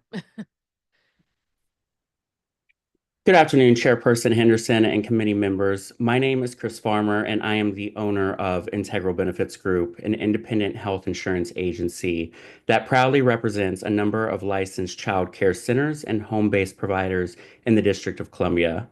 I come before you today not just as an insurance broker, but as a community advocate, a small business supporter, and someone who has seen firsthand the life-changing impact of the Healthcare for Child Care program. This initiative is not just about insurance, it's about equity. It's about access, and it's about retaining the critical workforce that forms the backbone of early childhood development in our city. As a broker, my role is to walk these small businesses and their employees through what can be an overwhelming complex insurance landscape. I help them understand their options, gather eligibility documents, onboard them into the DC HealthLink system, and support them in making informed coverage choices. For many of these workers, who are often women of color, immigrants, and heads of households, this program is the first time they've had consistent, affordable access to comprehensive health coverage. And the impact is clear. Because of Healthcare for Child Care, the child care providers I serve are retaining staff. Employees aren't leaving for jobs in other industries just to gain health benefits. Instead, they're staying with the families and children they love because they don't have to choose between their health and their calling. I've helped dozens of employees enroll in this program, and the gratitude I hear in their voices from single moms, from part-time assistant teachers, from center directors working 60-hour weeks is something I wish every policymaker could hear for themselves. Cutting or weakening this program would be a direct blow to an already fragile workforce and would inevitably lead to increased turnover, staffing shortages, and more childcare deserts in DC, something we simply cannot afford. I urge you to keep this program fully funded and intact. Healthcare for childcare is not a luxury, it is a necessity, one that ensures childcare workers can thrive, not just survive. Thank you for your time and for your commitment to supporting our essential childcare providers. Thank you, Chris. And thank you so much to this panel of witnesses. Again, just sort of hearing everyone's experiences in a variety of different ways with DC HealthLink. Mr. Farmer, I think you and as well as Ms. Hembry spoke specifically about healthcare for childcare. And I want to express my appreciation for at least Mr. Farmer for you helping these centers sort of navigate the process to be able to sign up for health insurance. And Ms. Hembry, you speaking specifically about the change and impact it's had in your particular center. Ms. Fari, I mean, first off, thank you for coming and always for your continued advocacy. And I felt so deeply when you say, I always don't want to be a healthcare defender, right? Why do we always need defenders in terms of healthcare and health insurance and regardless of what the programs are? I wish we could just healthcare with like, I wish that this wasn't even a conversation that needed to be debated here or, you know, on the federal level. We're going to do our best. We can't plug in every hole here, but we're going to try as best we can. Ms. Wall, thank you so much for sharing your feedback as well. It's always good to hear when folks have good customer service when they call to agencies. And I'm glad that DC HealthLink was available to you to help you both times that you needed. But I don't have any specific questions for this panel, but thank you all so much for being here. And if you haven't submitted your testimony for the record, please just hop online and do that right now. Thanks so much. Okay, we're making some progress. We're going to the next group for Department of Healthcare Finance. Sarah Nicholson, Justina Tong, Laurel Patchen from MedStar Health, Kate Coventry, DC Fiscal Policy Institute, Tazra Mitchell from DC Fiscal Policy Interest, Eric Angel from DC Greens, and Andrew Patterson from Legal Aid DC.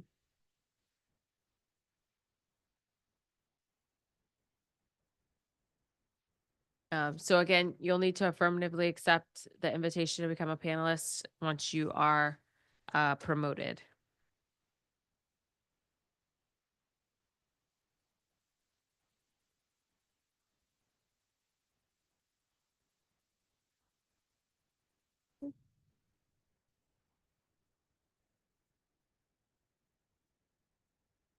Okay. All right. Well, I see Sarah. So why don't we start with Sarah? Good afternoon, Chairwoman Henderson and members of the committee. My name is Sarah Nicholson, and I work at Baby Scripts, a digital maternal health company founded right here in DC over 10 years ago. We were founded to tackle the maternal health crisis through innovative, scalable digital solutions, and our roots remain in the district. We cover many of the pregnancies in the city throughout our partnerships with DC-based providers and payers, including MedStar, GW, and Amera Healthcare TAS, delivering remote patient monitoring, digital education, and screening tools to pregnant and postpartum patients across the city. We've seen significant results, particularly in improving health equity and expanding access. This addresses an urgent need in DC where 21% of women lack adequate prenatal care, and to put that into context, the national average is 15%. In 2019, DC was positioned to be a leader in solving the maternal care crisis. The council passed the Postpartum Coverage Expansion Amendment Act, which, along with extending Medicaid coverage through 12 months postpartum, recognized the value of digital tools and remote patient monitoring. The council even set aside local funding to assist with implementation. At the time, DC was ahead of the curve and setting the example for other states. Unfortunately, that momentum has stalled. Healthcare Finance never submitted a state plan amendment or a SPA to CMS, and while there was an effort to move the SPA forward late last year, it's now on hold due to projected revenue shortfalls. This delay has serious consequences for pregnant women in the district, especially the most vulnerable.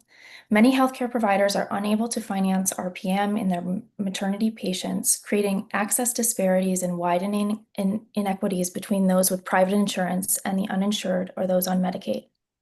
Meanwhile, other states have advanced funding for RPM, delivering measurable benefits to their Medicaid populations. For example, Massachusetts is now including remote patient monitoring in its coverage policy with explicit reimbursement for maternal health services. Arkansas is also moving forward, expanding Medicaid coverage under the Healthy Moms, Healthy Babies Act effective July 1st to include maternal health services such as RPM for blood pressure and glucose monitoring. Importantly, DC Medicaid is participating in the federal Transforming Maternal Health, or TMA initiative. It's a powerful opportunity to improve outcomes through strategies like prenatal and postpartum remote patient monitoring. By submitting a SPA now and fully implementing the 2019 law, DC can get a program up and running ahead of TMA's funding timeline, giving the district valuable time to evaluate what works, identify gaps, and make informed decisions about how to allocate grant dollars for the greatest impact. Today, I urge the committee to fund and implement the Postpartum Coverage Expansion Amendment Act and allocate resources for DHCF to complete and submit the SPA to CMS, and set aside funds for prenatal remote monitoring in the budget, which is a cornerstone of the TMA initiative and an essential lever for improving postpartum outcomes. This is a strategic, cost-effective investment with the potential to save lives, close equity gaps, and restore DC's leadership in maternal health innovation.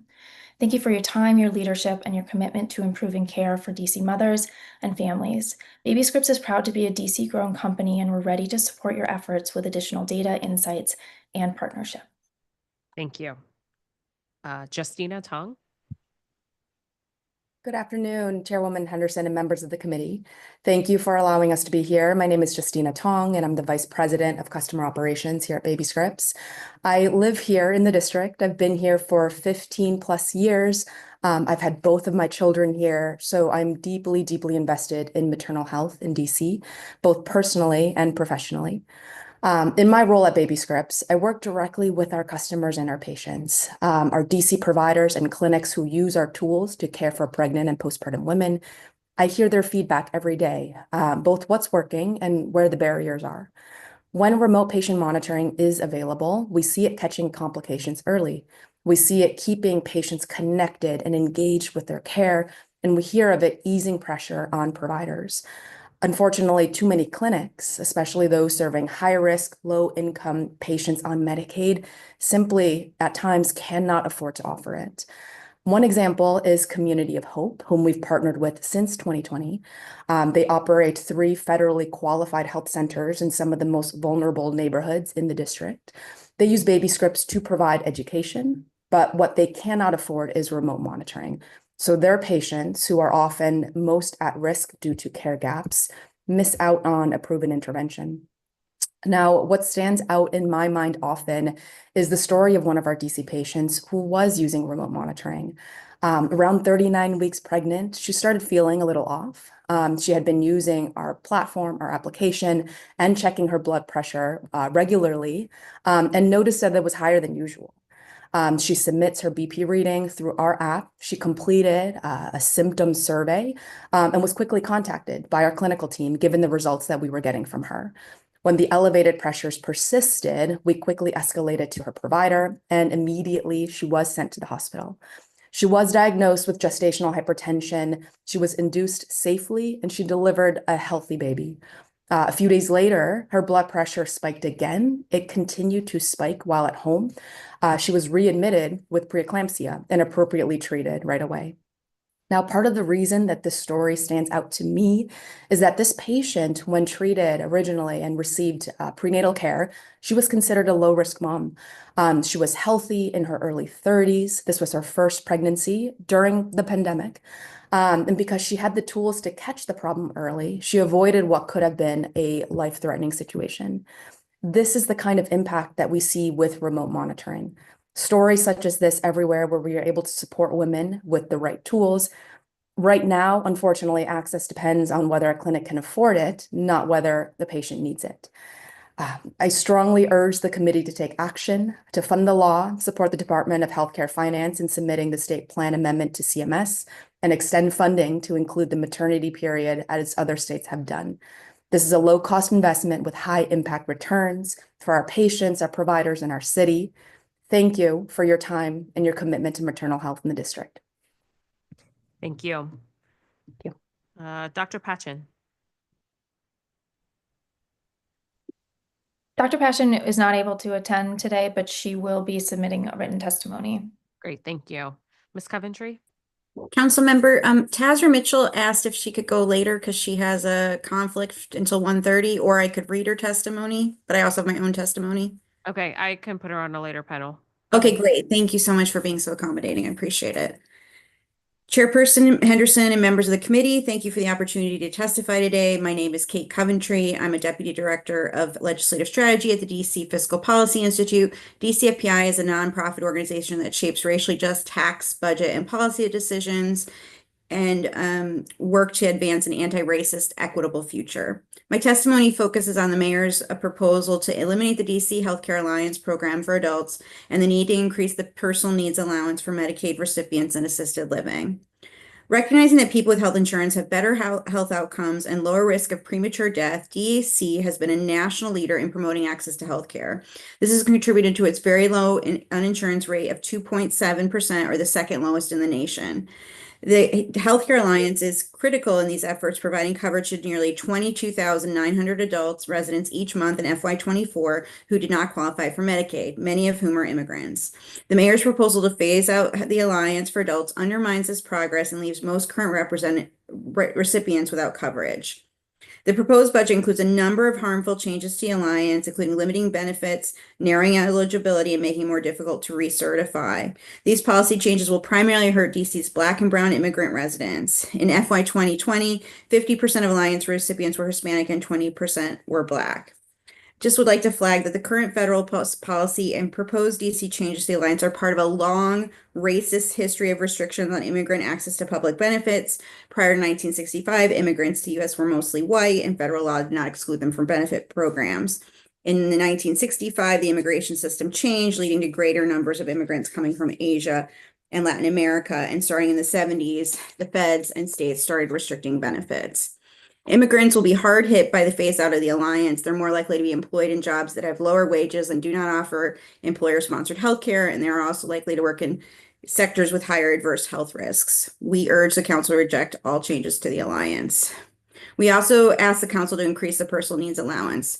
Some of DC's most vulnerable residents eligible for assisted living are rejecting that care because of harsh income rules that help make them unable to afford basic items and compromise their quality of life.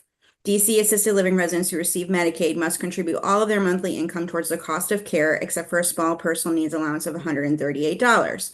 We thank the committee for increasing this P&A in the FY 2024 budget, but based on recent interviews, this amount still falls short of the need.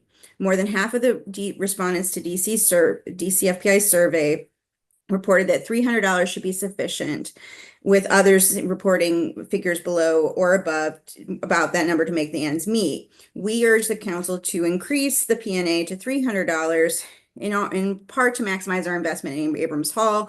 That building was supposed to be for PSH residents who needed more assistance than provided, or homeless residents in need of assisted living care, but folks have been turning it down because of the limited P&A. So we encourage the council to increase the P&A and then monitor attendance or acceptance of benefits offered. Thank you so much. I'm happy to answer any questions.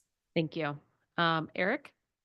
Thank you. Good afternoon. My name is Eric Angel, the new-ish Executive Director of DC Greens, where we work to advance health equity by building a just and resilient food system.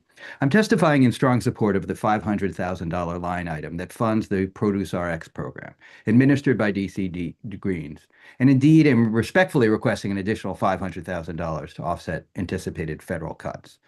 Our produce prescription program is part of the national food as medicine movement, which you know well. It recognizes that access to healthy, nutritious food is key to preventing and treating diet-related illness and reducing healthcare costs and even stimulating the economy. DC Green's Produce RX program is the oldest and largest such program in DC. It's really an amazing thing. The way it works is that doctors at nonprofit clinics literally prescribe fresh fruit and vegetables to qualifying Medicaid patients. And the qualifications are simple. The person needs a diagnosis of hypertension, diabetes, or prediabetes, and have the capacity to visit participating grocery stores. That's essentially it. We then send a debit card loaded with $80 to $120 to the participant households based on the household size on a monthly basis for a year. These debit cards can be used at local grocery stores and Arcadia mobile markets. The debit cards can be used only for fresh fruit and vegetables. Overall, the program, I think in the last year, distributed $1 million annually to around 1,000 households, and obviously proved to be positively impact those households in wonderful ways. We could not have done this without the appropriation we are discussing today or the partnership with DCHF. There's obviously much more in our written testimony and a report I'm going to submit. We'll provide that to you. But let me end by sharing the words of Gracie Brown, a DC Greens participant, who is submitting testimony, but testimony on the record today.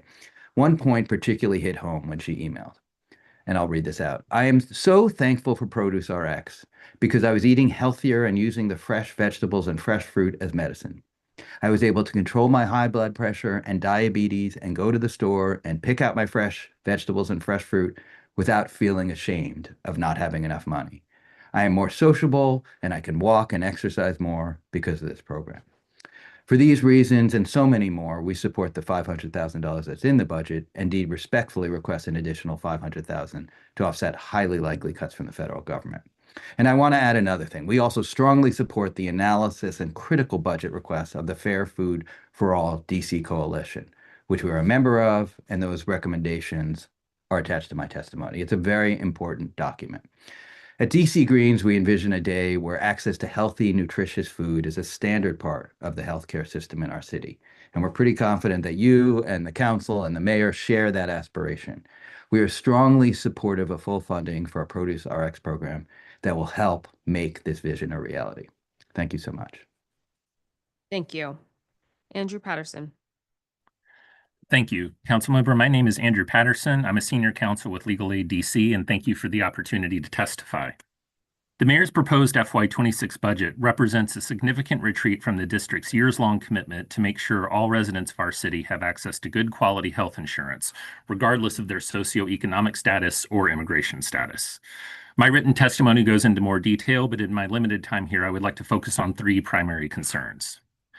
First, Legal Aid strongly opposes the mayor's proposed changes to the Immigrant Children's Program and DC Healthcare Alliance, in particular, reinstitution of the 6-month certification period and a return to face-to-face recertifications.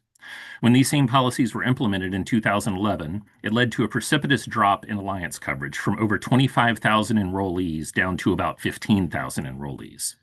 Legal Aid and others spoke to many alliance enrollees during this time, who reported having to make multiple trips to ESA service centers, line up for hours before the centers opened, and often were told that they had to be turned away from the service centers because the center had reached the limit of renewals they could process on any given day.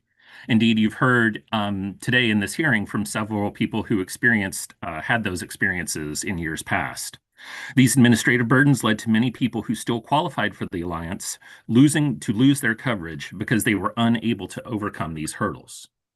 Reintroduction of these failed policies at this time is particularly dangerous for the city's immigrant community, given the federal government's efforts to intimidate and scare immigrants with threatened and actual deportations, which may further dissuade them from signing up for and enrolling in benefits they qualify for. We worry that reintroducing these policies, which we know from experience leave eligible people without essential health coverage, will further minimize the number of enrollees who will choose to utilize Alliance coverage after these changes go into effect. The district should not use the current climate of intimidation and fear from the federal government as a cost-saving measure, and we urge the council to reject these proposals. Legal Aid also opposes moving childless adults with income over 133% of the federal poverty level from Medicaid to a new basic health plan. Removing these enrollees from Medicaid will mean they have less health coverage and could potentially be liable for increased cost sharing for their insurance. Additionally, we're concerned about the logistical challenges of moving so many individuals to a currently non-existent health insurance plan on such a quick timetable. As demonstrated by the recent restart of Medicaid and Alliance renewals after the end of the public health emergency, transition points very often result in people losing their coverage, not because they no longer qualify, but because of agency errors and administrative hurdles. For any transition of this population to succeed without interruptions of care, the Budget Support Act must include specific benchmarks and timelines for the transition, and the Council must conduct vigorous oversight to ensure DHCF and the Health Benefit Exchange Authority are meeting those benchmarks. I know I'm almost out of time. I just want to close on one broader point, which is that the mayor's proposed budget is full of cuts to the city's social safety net for low-income residents, while asking very little or nothing more of the city's wealthiest residents through measures such as increasing taxes or closing tax loopholes. Nobody would deny these are difficult budget times, but the mayor's proposal by far imposes the greatest burden of those challenges on the district's most vulnerable residents. Many of these proposed cuts could be avoided or at least significantly mitigated if the council takes a fairer approach than what has been proposed by the mayor, and we urge the council to do so. Thank you for the time and the extra time. Thank you. Thank you to this panel of witnesses for your testimony. Mr. Angel, I think you're the first person to bring up Produce RX. I think, we heard some testimony, or we'll probably hear from your fellow food organization brethren tomorrow for the GC Health hearing. But, I'll be honest with you, I was just thankful that the mayor kept the funding flat and didn't cut it. Obviously, an increase in terms of because of rising food costs, I think is super important. And I want to say this for the record because I had a meeting yesterday with the team from Food and Friends, and when we talk about the cost of food going up and how it impacts organizations who are helping with the social safety net, I feel like it's sort of a flippant, people don't really take it seriously, but they gave us an example around chicken breasts. So Food and Friends delivers meals, home delivered meals to folks who have specific medical conditions, et cetera. Their executive chef reports that for a 10-pound box of chicken breasts, the price has gone up $10.70. That may not seem like a lot, except for this organization buys 68,000 pounds of chicken breasts a year. And so when you do the math on that, we're talking about over 40 grand in increased costs. And they're using the same vendors as restaurants. So it's sort of compounded across the way. Now, obviously, Produce RX is a little bit different because we're talking about fruits and vegetables and those kinds of things, but the costs have gone up for farmers as well. So I recognize that holding constant in a time of inflation and rising food costs will feel like a cut. But, you got to ask. I guess closed mouths don't get fed. So I appreciate you asking for the additional $500,000. I don't know if I'll be able to deliver on that front.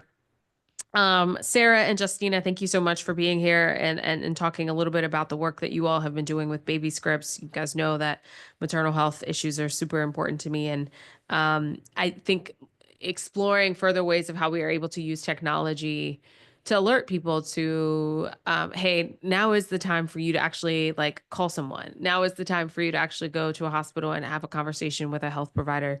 In the case that you talked about with the young woman who was at risk for preeclampsia, I think had you all not been engaged, had she not been on your app, had the monitoring not been occurring, this situation could have been very differently. So we're glad that that is continuing, and we'll try to look with healthcare finance at some ways of how do we scale this in a way that is more sustainable than sort of one-offs. And then of course, Ms. Coventry, Mr. Patterson, you guys have testified in terms of, Medicaid and Alliance. That you guys know better than most. We have some limitations in terms of on the federal side of things, but we're going to work very hard to try to ensure that folks are not losing coverage and that our providers are not going to go under. Just because someone doesn't have health insurance doesn't mean that a health need goes away. And so we still have a responsibility to provide care when someone shows up, regardless of their ability to pay. So thank you so much for being here. Please upload your testimony if you haven't done so already. It's very, very simple. And we're going to go on to the next panel. Thank you. Thank you. Thank you. Thank you. All right, we're going to do the next 8. Mark Lavota, Kurt Gallagher, Holly Eaton, Rajon Thomas, Renee Davis, Chris Bradshaw, Umar Muhammad, and Marcelios Rios. Marcelios, whoa. Marcella Rios. Okay. Give you guys just a minute to join us.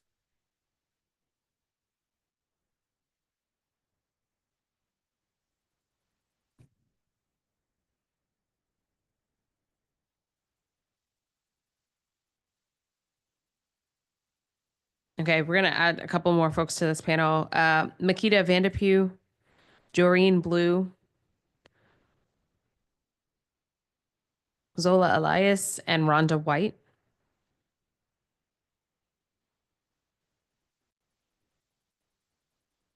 Remember, you got to affirmatively accept our invitation to become a panelist.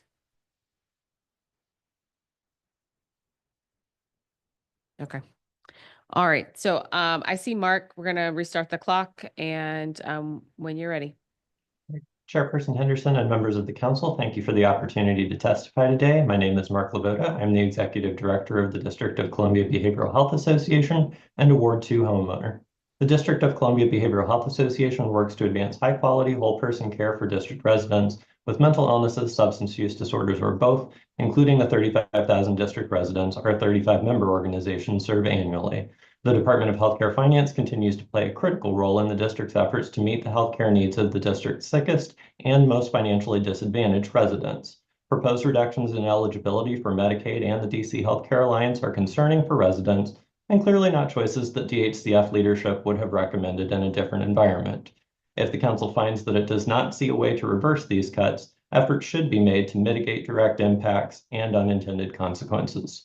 Regarding Medicaid eligibility, the council might want to consider efforts to extend Medicaid eligibility, at least for FY26, for parents and caregivers above 133% of federal poverty. If the council is unable to make delay possible for this group, finding a plan for subsidies or alternative coverage for parents and caregivers at 200 to 212% of federal poverty should be an urgent priority for this budget. The council needs to understand that providers will face meaningful consequences from the eligibility reductions. Some provider types in the district, including DBH certified providers, rely on Medicaid revenues for nearly all of their payer mix for those kinds of services. In many cases, this is not a fault of the provider, but a function of Medicaid taking responsibility for populations and services no other payers are willing to cover.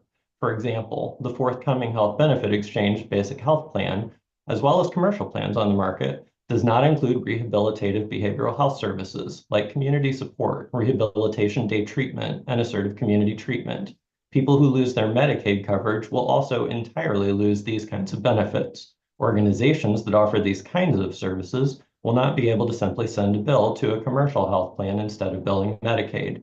These changes could lead to provider organization withdrawal from the district and displacement of still covered individuals. If these cuts foreshadow further eligibility reductions, some entire provider types eventually face collapse or at least severe disruption. This budget cycle calls on the council to make use of policy tools to shore up the district's health policies. As more residents rely on commercial insurance, the council should revisit and strengthen legislation addressing health plan network adequacy, prior authorizations, and behavioral health parity. For behavioral health, I will also once again call on the council to urge DBH and DHCF to complete their work to create a permanent Medicaid reimbursable pathway for certified community behavioral health clinics, which are structured to provide treatment regardless of insurance status. Thank you for the opportunity to testify today. I look forward to answering any questions you might have. Thank you. Kurt? Good afternoon, Chairperson Henderson and members of the council. My name is Kurt Gallagher, and I have the honor of testifying on behalf of our more than 400-member dentists of the DC Dental Society. I'd like to start by first acknowledging that the proposed budget is less than adequate to fully fund programs the district needs. Clearly, many difficult decisions were made in developing the proposed budget.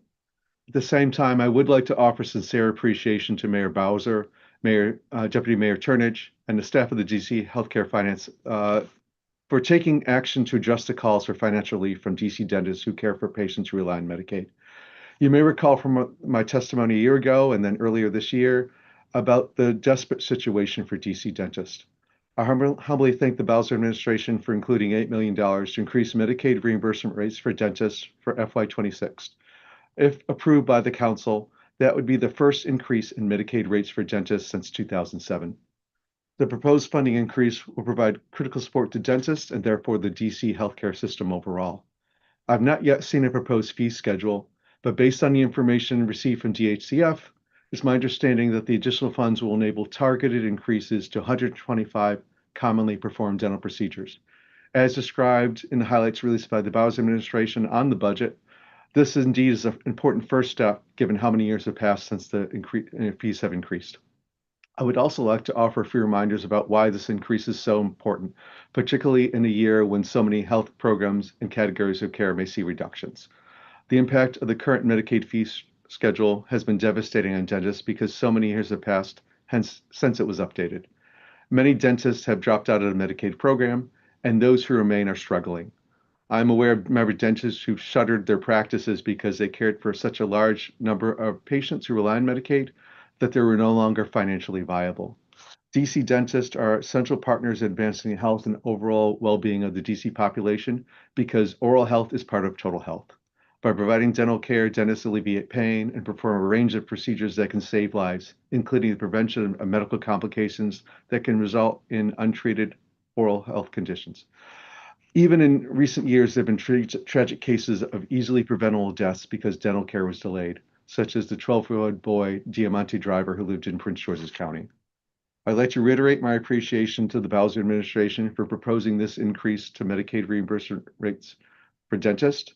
This increase is in fact an important and necessary first step to ensure that dentists remain financially able to provide care to the hundreds of thousands of district residents who rely on Medicaid.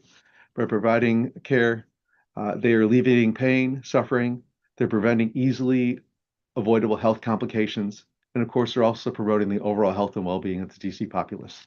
I will supplement these oral comments with written testimony that also further outline the need for this increase. And I thank you for the time today, the opportunity to testify, and thank you in advance for funding this proposed increase. Thank you. I don't see Holly Eaton. I do see Mr. Thomas. Good afternoon, Chairperson Henderson and members of the Committee on Health. Thank you for the opportunity to testify before the committee today.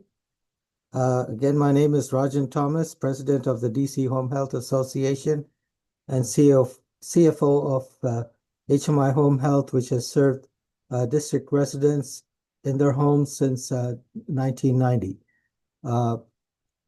We appreciate the tireless efforts of Deputy Mayor Turnage and his team in providing for the financial and support resources to make these home health services possible. As currently presented in the proposed budget, we believe that those services could be in jeopardy for many who really need them. The budget issue of concern include the following: the possible ending of the enhanced wages at the end of fiscal year 2026 to direct care workers now at the required average of 117.6% of the living wage. As is known, this provision was enacted to attract and retain direct care workers to the healthcare workforce where severe shortage exists. This did in fact work, and many have come back into the workforce. However, elimination of this provision at the end of the fiscal year 2026 could result in folks leaving the industry again. Provider agencies would certainly not be able to pay and supplement the wages that these folks are currently used to. Likewise, freezing wages without provision for inflation would be devastating in an area where the cost of living is quite high. While we understand the financial challenges being faced during this budgeting cycle, it is crucial that we keep the direct workforce, specifically home health aides, sufficiently paid to work in the district and provide the much needed health care for our seniors and most vulnerable residents. Home health aides are the lowest paid workers in the healthcare field, and it is vital that their compensation keeps up with the cost of living. In addition to financial concerns, we believe that we can work with the different agencies to improve the efficiencies that could result in cost savings. We welcome the opportunity to discuss these with the leadership team at DHCF in the future. We earnestly request the Committee on Health and the Council to adequately fund the DHCF budget so that provider agencies and organizations can be reimbursed at rates to ensure that they are able to provide the level and quality of care for the health and well-being of our seniors needing care at home. Thank you for the time, and I'll be willing to answer any questions. Thank you. Thank you. Renee Davis. Okay. Chris Bradshaw. Yes, thank you so much, Chairperson Henderson. My name is Chris Bradshaw. I'm the Executive Director of Dreaming Out Loud. We are a community-rooted organization advancing food justice, health equity, and economic opportunity here in Washington, D.C. As you're aware, recent federal budget cuts threaten to unravel vital safety nets that many of our residents and our community members rely on, especially when it comes to food and environmental justice. Community-centered solutions like ours, as I sit here at the Marionberry Avenue Market in Ward 8, invest in public health infrastructure and in the well-being of our communities, not just through access to nutritious food, but through building resilient, locally rooted systems that can respond with dignity, speed, and care when crisis strikes. Dreaming Out Loud has long been on the front lines of in times of disruption, whether it's a global pandemic, a government shutdown, or rising food insecurity. We're the boots on the ground and food first responders, similar to the way that partners of ours respond as well, with deep community ties, deep ties within the community. We deploy hyper-local resources in supporting our food system and want to emphasize how important and critical items like the 1115 waiver can be for shoring up community food responses to driving farmer revenue and land retention amongst Black and Brown and Indigenous farmers who are previously shut out of participation in our system and feeding our communities, as well as stemming the tide of rising mortality rates in Black women's maternal health. We appreciate the efforts of the DC Healthcare Finance to help stem those tides and hope that we'll continue to find resources to put behind grassroots community-based solutions that can bridge the gaps as we face federal cuts. And thank you again for our time today and appreciate your work towards these goals. Thank you. Mr. Muhammad. Good afternoon, Councilwoman. How are you today? I'm good. My name is Sinquan Umama. Ma'am, Go ahead. can you hear me? Yes, sir. Go ahead. Okay. Again, my name is Sinquan Umar Muhammad, and I'm a proud community outreach and engagement specialist and advocate. Here today in strong support of Dreaming Out Loud, a community-rooted organization advancing food justice, health equity, and economic opportunity across Washington, D.C. Thank you for the opportunity to testify. As you are aware, recent federal budget cuts threaten to unravel critical safety nets that our community rely on, especially those tied to food access, public health, and environmental justice. These cuts don't just impact policy, they impact people. At Dreaming Out Loud, we believe in community-centered solutions that do more than provide temporary relief. We build infrastructure for long-term well-being, resilient, hyper-local systems that respond with dignity, speed, and cultural relevance when crisis strikes. Whether it's a pandemic, a government shutdown, or rising food insecurity, we are the boots on the ground, food first responders. Like World Central Kitchen, we mobilize in moments of need, but we do it through deep-rooted relationships, hiring from our neighborhoods and serving with empathy and respect. That's why I'm here today, to urge the council to protect and expand local investments through the Local Food Purchasing Act and to ensure that Dreaming Out Loud has the resources like our trucks, our food hubs, and our community distribution infrastructure to keep showing up for DC residents. Dreaming Out Loud is not a stopgap. We're building a sustainable food ecosystem, from food as medicine programs that deliver fresh, culturally relevant produce to urban farms that offer workforce training and good paying jobs, to maternal and infant health initiatives in Ward 7 and 8. We're addressing root causes, not just symptoms. In this moment, DC also has a historic opportunity to leverage Medicaid 1115 waivers and join other states in recognizing that food is a reimbursable health intervention. Through these waivers, DC can begin reimbursing for medically tailored meals, nutrition, education, and produce prescriptions, putting health insurance dollars behind food-based care. Programs like Dreaming Out Loud's Food is Medicine initiatives are ready to scale and align with these models right now, but we cannot do it alone. Black and brown-led community-based organizations like Dreaming Out Loud are often the first hit by budget cuts and the last to be restored. That's why we're calling on the council to prioritize multi-year, flexible funding for trusted grassroots organizations doing the work where it matters most. We also urge council to support community-led public-private partnerships and align city investments with emerging Medicaid reimbursement pathways, creating long-term sustainable funding models that reflect the real cost of health equity. When you invest in Dreaming Out Loud, you invest in a few things. One, improve health outcomes through food-based interventions. Two, local job creation and workforce development in underserved communities. Three, empower resilient communities that are prepared for both crisis and recovery. This is not the moment to retreat. It's time to double down on organizations delivering real results. Thank you for your time, your leadership, and your ongoing commitment to equity and justice for all residents of the district, and we look forward to continuing this vital work together. Thanks so much. Thank Marcella? you. Okay. Makita? Dr. Vanderpue? Good afternoon, Council Member, Chairperson Henderson, and members of the Committee on Health. Thank you for your committed support to DC's older adults and for the opportunity to testify. My name is Makita Vanderpoy, and I am the Executive Director of Leading Age DC, representing mission-driven, largely nonprofit organizations serving older adults across the district, including nursing homes, assisted living, affordable housing, senior villages, home and community-based services, and lifetime communities. I'm also a Ward 5 district resident and active member of the District of Columbia Coalition on Long-Term Care's Workforce Development Committee.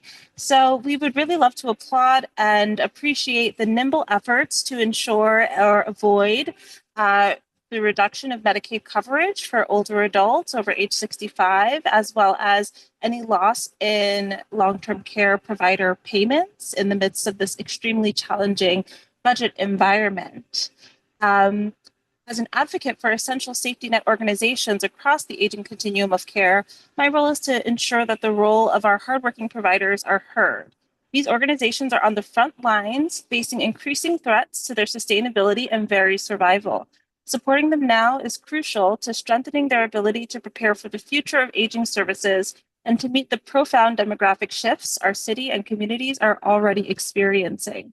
Mayor Bowser's proposed fiscal year 2026 budget reflects ever-tightening budget constraints and difficult decisions about where to direct finite resources. Regrettably, it falls short of the undeniable demographic imperative to make investments in the aging services workforce and systems. In just a year, the oldest baby boomers will begin to turn 80, an age where the need for assistance with tasks of daily living significantly increase. Our district's older adult population is projected to increase by nearly 25% by 2030, and the US Census projects that the population aged 85 and older will double by 2035 and almost triple by 2060. We cannot ignore this rising tide of need. It's especially troubling, then, that DC's long-term care industry is experiencing a severe workforce shortage already. Last fall, over 4,000 certified nurse aides and home health aides, about 30% of the workforce, did not renew their licenses. Professional caregivers who make it possible for family members to work in a fulfilling profession and for elders to be cared for and age with dignity are leaving the field for jobs that are less difficult, require less training, and pay more money. This issue is compounded by broader national policies impacting the immigrant workforce who are often vital to this sector. Without competitive wages, we risk a calamitous shortage of the very individuals who are going to be essential to all of us as we age, as well as our current older adult population.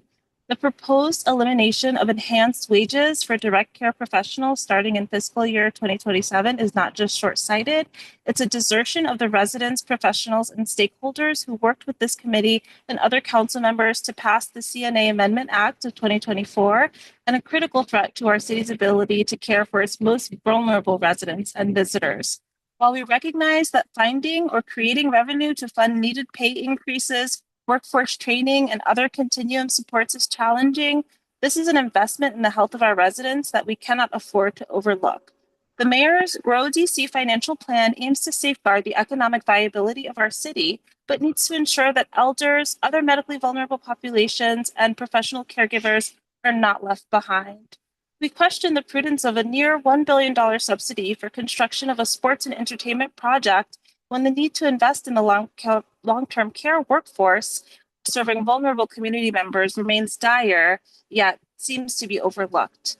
We must recognize that a thriving long-term care workforce is a cornerstone of our city's fiscal health. Ms. Vanderpump, you're about a minute. You're a minute and a half over your time. All right. I will submit my written testimony with a lot more information, and I appreciate you and your time. Thank you. Doreen Blue.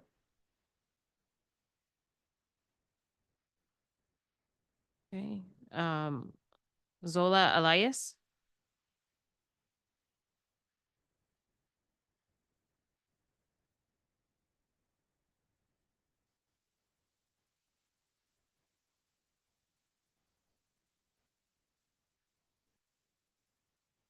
Ms. Elias, we see your, if you're speaking, you're on mute, but we see you.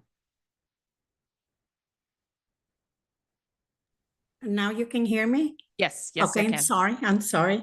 No problem. Good afternoon, Chairman Henderson and members of the Community of Health. My name is Zoila Elias, and I am a bilingual healthcare access program outreach worker at Mary Center, federally quality health center with location across the DC metropolitan area. Mary Center uses as a holistic multi-branch approach that said participate on the path toward health, stable families, and economic independence. I am today on behalf of one of our participants who's very concerned about the proposed changes of the DC Alliance program. She could not be here today, so I am reading her testimony. My name is Maria Velez. I am a resident of Washington, D.C. I have a DC Alliance plan which allows me to manage my health issues, access the necessary medication for my type 2 diabetes. However, it's the proposed change of the DC Alliance program take effect on August 1st, 2025, I will no longer receive the quality care I need, nor I will be able to obtain my diabetes medication. On May 22nd of this year, I went to the hospital after experiencing a severe headaches for about a week with a blurry vision. I was hesitant to go to the hospital because I am the primary care for my children. I was worried about leaving them alone. However, the headache became unbearable and decided to seek help. I ended up being in the hospitalization for 2 weeks due to the high blood sugar and cholesterol levels as low potassium, which led hydration and confusion. I am concerned what will be happening in DC Alliance insurance, cover and discontinue. Many of us rely on daily medication to manage our health and issues. And I understand that the DC Alliance maybe have new lower income requirements, which may be mean my husband and I will no longer qualify for coverage or any other option. In the past, my husband and I struggled to keep it with the 6-month recertification. Even though we submit our recertification on time, the process often took longer than I expect. As a result, there were several instances where cover was discontinued due to the incomplete recertification. What measures have been implemented to ensure the recertification process is completed in timely manner, so my husband and I not lost the cover? I am saddened by the fact that most vulnerable among us are striving for a better future for our families, are often placed in situations that make it nearly impossible to thrive. That will happen to those of us who rely on daily medication-based health care. Benefits were taken away. Thank you for giving me the opportunity to share my concern and hope the DC Alliance program remain intact. Thank you. Thank you. Rhonda White.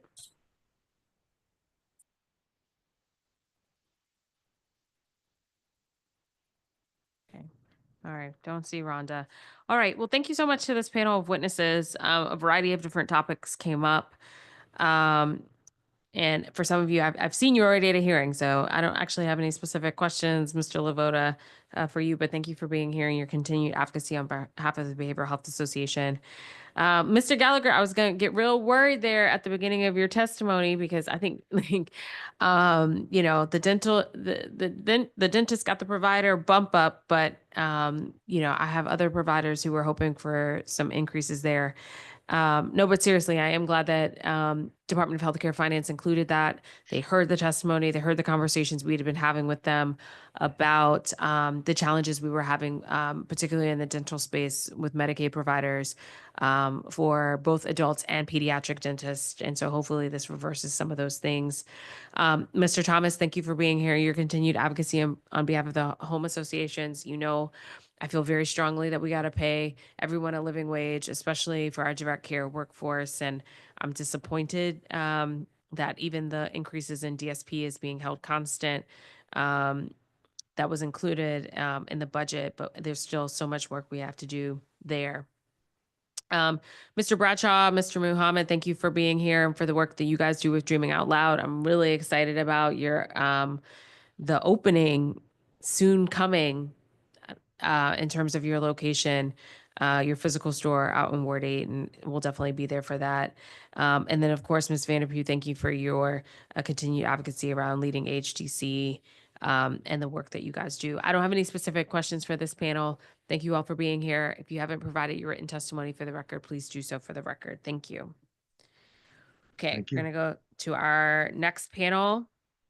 Andrew Shapiro, Gibran Eubanks, Deja Burdett,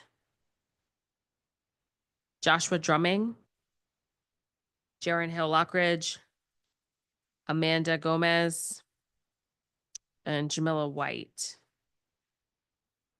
Flora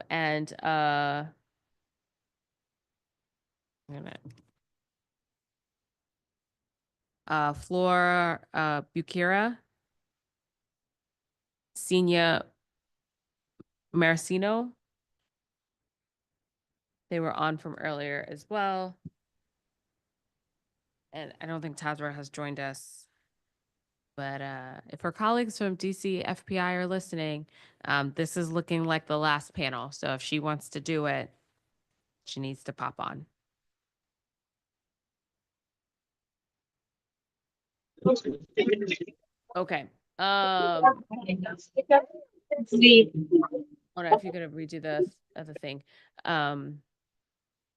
Okay, is Andrew Shapiro here? Okay. Yeah, I'm here. Okay. When you're ready. Okay, thank you. So I'm outside, so if there was background noise, I apologize. But first of all, I just want to thank the Committee on Health for having this obviously very, very important hearing in this moment with everything occurring federally and just the massive impacts on DC. Thank you to Mayor Bowser and Health Director Turnage. I all know that the immense challenges in crafting a budget, and particularly with the noted rises in healthcare costs over the past couple of years. And my hope is that maybe some of that was just a lot of stuff from the pandemic that was getting done at one time, and maybe some of those kind of higher increases even out a little bit. But I know that this is a very challenging moment. So I'm here to speak on behalf of my work as a small business advocate and with small businesses across the district and in corridors that actually have high levels of medical offices and medical professionals. Though I do work with Main Streets, the views represented here are my own. I am a 25-year DC resident and a Ward 4 native. First, I wanted to thank the dental upgrades. This has been an issue that I've been involved with both personally and just with dentists that I've worked with, and as someone that has needed a lot of dental work.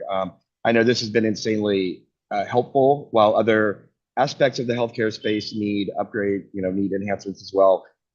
This has been really vital for what has been really overlooked, and there has been sort of a crisis in dentists who have left the city and not been able to continue to provide important work. I also wanted to thank Max Broad. I think he addressed a lot of the stuff I wanted to talk about as a small business owner and as someone that works with other small businesses and the need to have access. I think when you talk about all of the federal job transition, everything going on in the federal workspace, in order for this kind of worker to stay here, there needs to be some aspect of assistance they can get in this moment. And maybe they don't qualify for a lot of other stuff. And with everything going on federally, that's even more challenging. But at least there has been access to affordable or, if you qualify, Medicaid. And that has been really important for a professional work class that is really getting brutally assaulted at the federal level. And it's extremely important to the DC economy. I also wanted to thank the DC Health Exchange for their really unique approach and outreach methods. Having pop-ups at, into the night on Friday nights, different places has been really helpful for a lot of different types of workers to go and meet with them and renew their coverage. And the last thing I wanted to talk about, and I know I'm running out of time, but this is not an area that I've heard discussed, and I think it's something that the committee should think about. And there are tons of healthcare jobs in the city. They are all over different neighborhoods and corridors that may go overlooked. They're in lots of Class B and older buildings. They occupy like different types of spaces. And if a lot of these healthcare cuts go through and it threatens those jobs, that's going to be another employment crisis that we have. And I think this is a moment where we need to embrace the healthcare industry as really a vital and important workforce in the city. Most of the universities have health degrees, have health tracks. UDC has emergency preparedness. Howard, GW, and Georgetown all have medical programs. And so I think in this moment, as we're talking about rebuilding the economy, as we're talking about bringing jobs, and we're talking about new workforces, obviously a very sustainable and a good middle class, workforce are health jobs. And I think this is a moment when we're talking about all that other stuff that we should remember, we have a very large healthcare workforce. This is a moment where we both need to keep it sustained, support it, and grow it, and have that be a part of the overall economic growth agenda, because that's something that could also really tie into the stadium and everything that proposes to bring. And so I know I'm over time, so I Yep. really appreciate getting to add that in, but thank you very much for hearing my testimony. Thank you. All right. I've got somebody who doesn't have a charger and her phone is about to die, so we're gonna let her go. Senia Marcinio.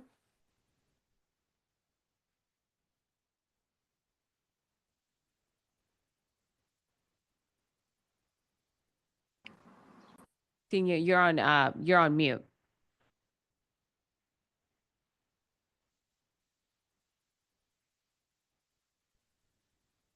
Buenas.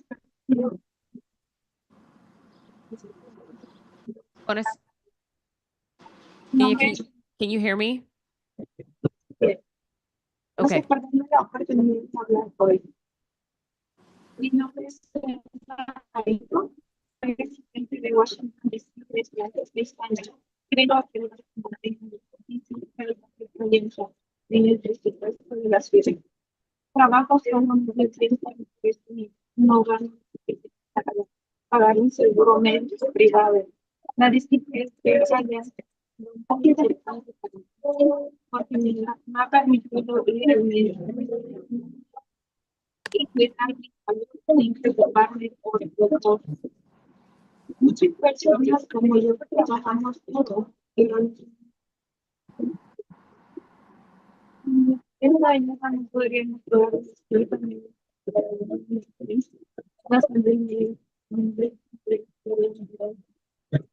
les pido por favor que me entreguen.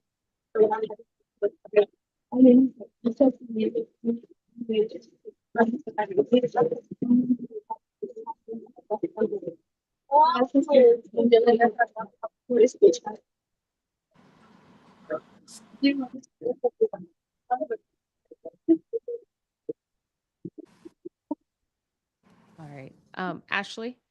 I'm using Ashley's link, but it's Gabby. So I'll be reading Senia's testimony in English. Good morning, council members. Thank you for giving me the opportunity to speak today. My name is Senia Marenco. I have been a Washington resident for 6 years. I am here to ask you to keep DC Health Care Alliance in the city budget. I only work part-time, so I don't earn enough to afford private health insurance.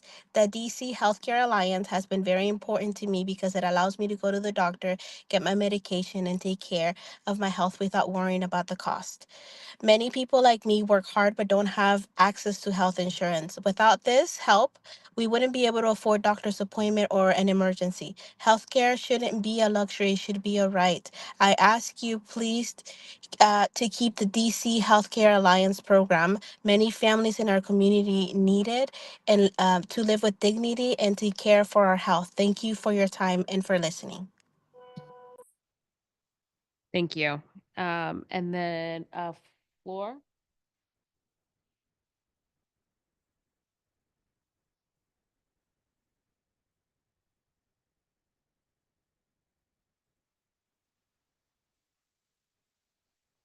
Your Floor Blurica.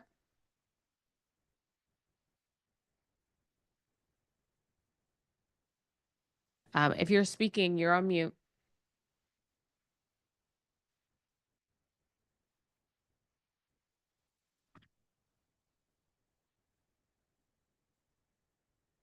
Okay. We can come back. I tried. All right. Gibran, Eubanks.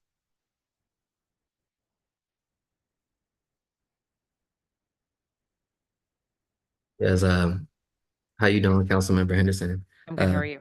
I'm doing well.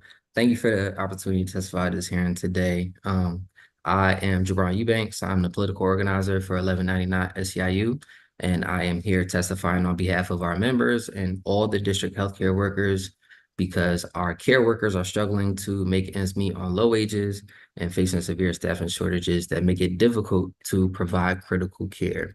I would like to first commend you, Councilmember Christina Henderson, and the council for passing the Certified Nurse Aid Amendment Act and understanding how critical this legislation is to improve long-term care in the district. But today we're asking that the council fully implement and fund the Certified Nurse Aid Amendment Act to mitigate the long-term care crisis that is plaguing our healthcare workers, our aging population, and our local families.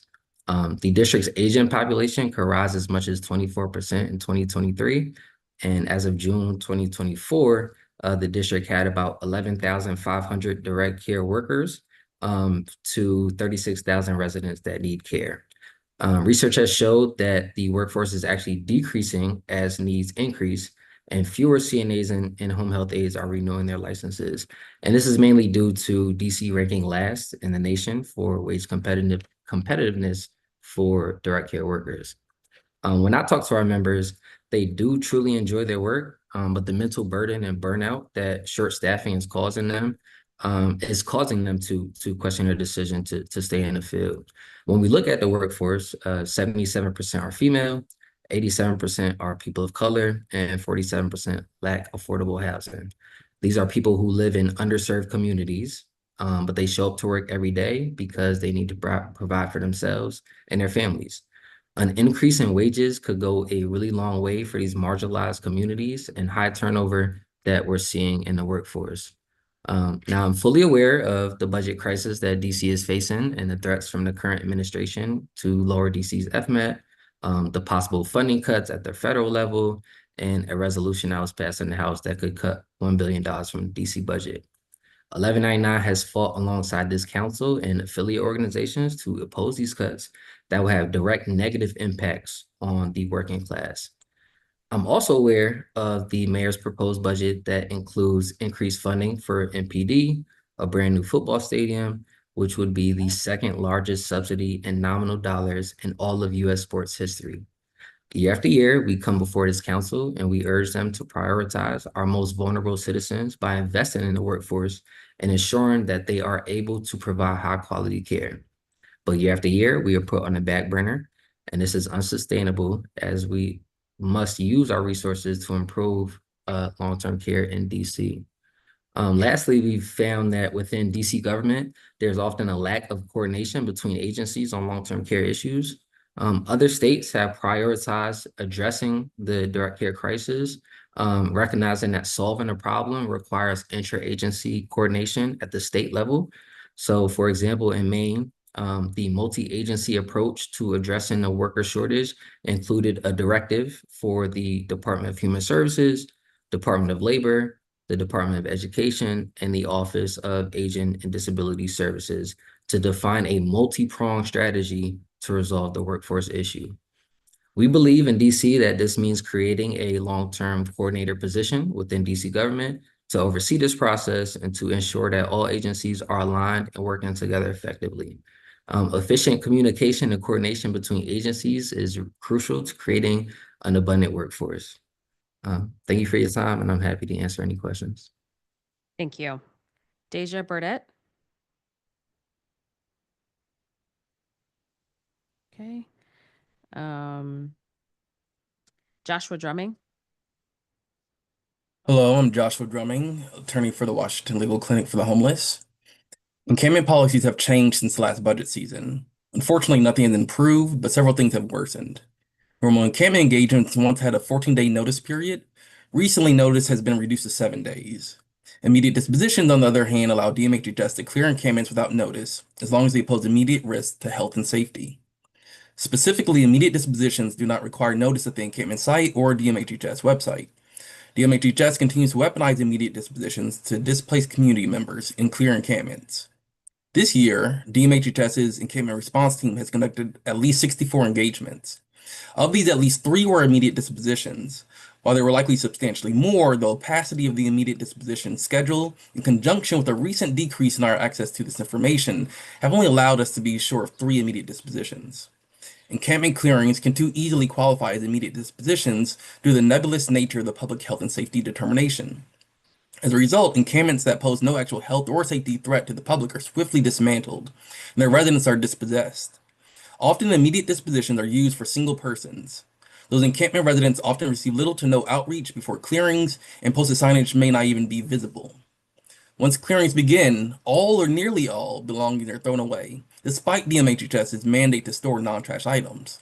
The seizure and destruction of belongings through immediate dispositions without notice or adequate notice, the requisite risk factor, due process, or post-deprivation proceedings, are likely unconstitutional and will potentially lead to unnecessary litigation. We urge Council to evaluate the current immediate disposition protocol and create legislative policies that standardize definitions and requirements for encampment evictions of all types, establishing due process for encampment residents and minimizing opportunity for random and/or politicized encampment evictions. Recently, President Trump issued an executive order calling for the beautification of DC by targeting any encampment found on federal land. This is concerning for those that encamp anywhere in the district. The average DC resident does not know where federal land begins and DC land ends. This will lead to calls being made about individuals encamped on DC land. The federal task force this executive order creates will coordinate when necessary with local officials such as the mayor and DMHHS. Thus, this executive order creates a system that puts all encampments in the federal crosshairs. Some will directly be destroyed by federal officials, while others will be taken down by DMHHS under the auspices of the federal government. DC Council should suspend all encampment clearings. Instead, DC can conduct trash-only cleanings, provide additional trash cans at encampments, and maintain portable bathrooms and hand-washing stations.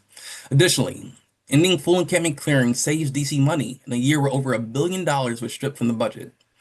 The decision is made to impose cuts to critical human services in the FY26 budget due to a tight budget.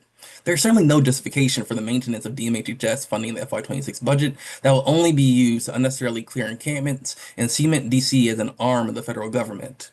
Housing and benefits are what preclude homelessness. When DC decides to defund those and allocate all of its resources toward the affluent, they are making a decision to prioritize those with abundance over the elimination of homelessness and the mitigation of poverty. Thank you. Thank you. Jaren Hill-Lockridge. Good afternoon, Chairwoman Henderson. I'm Jaren Hill-Lockridge, and I represent the Ward 8 Health Council and Dreaming Out Loud. And I am here today to offer my strong support for Deputy Mayor Wayne Turnage. His leadership with the Office of the Deputy Mayor for Health and Human Services, as well as leading the Department of Healthcare and Finance, has been instrumental in advancing equity and access in our city's health system. Deputy Mayor Turnage has consistently demonstrated a commitment to systemic reform, public accountability, and thoughtful innovation. Under his leadership, DHCF modernized Medicaid reimbursement, they increased oversight of the managed care, as well as cut down on fraud and waste. But beyond that, what I think really sets Deputy Mayor Turnage apart is his understanding of the intersectionality of healthcare, the social determinants of health, along with community well-being. Work such as, the 1115 medical waivers that we've all been talking about, which would really increase food and nutrition through reimbursable insurance providers, really speaks to the upstream solutions that would really do something different.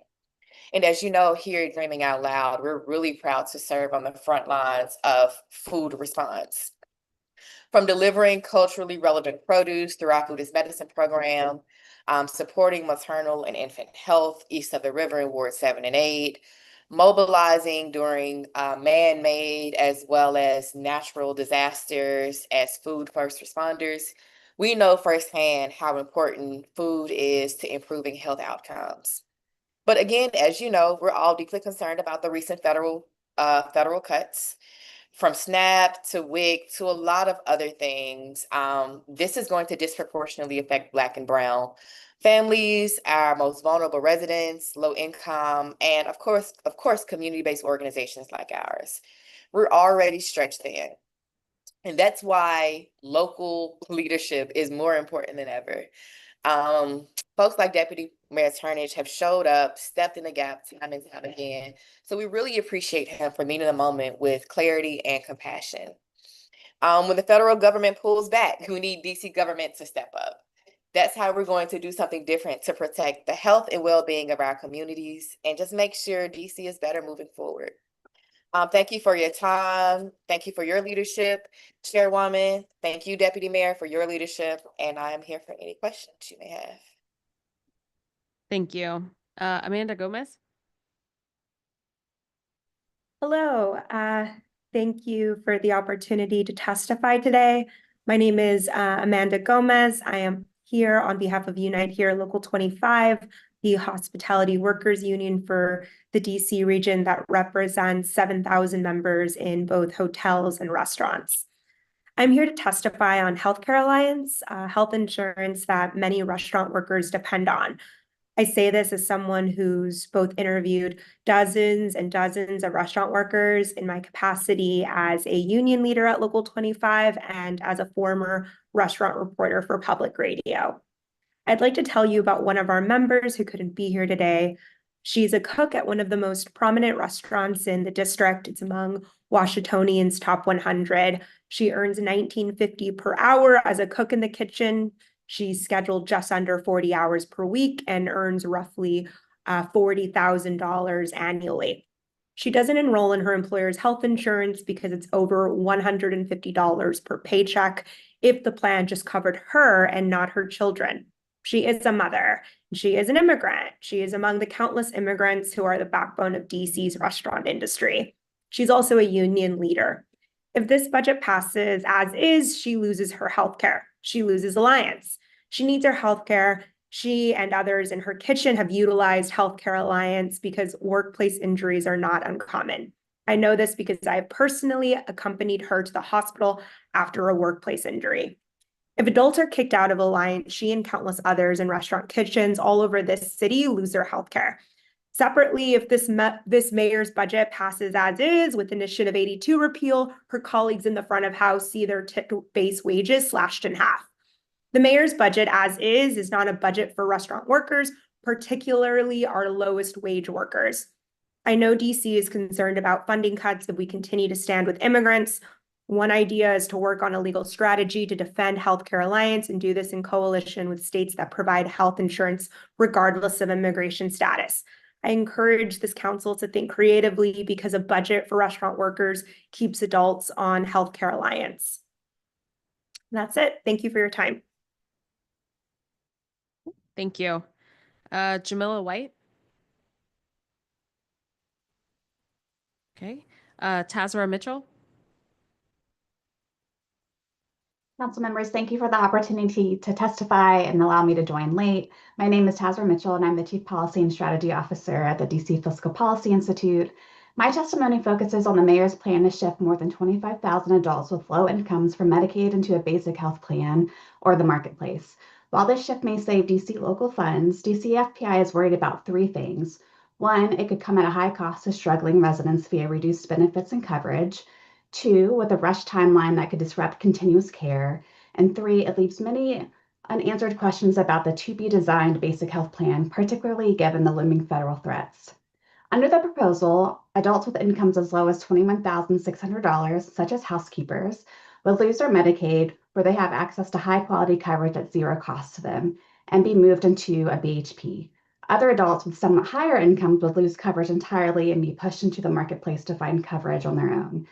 If the proposal moves forward, we urge the council to use some of the $36 million in savings to retain some of Medicaid's covered services that are not required in BHPs, such as adult, dental, and vision care, and certain rehabilitative behavioral health services for people with intensive needs.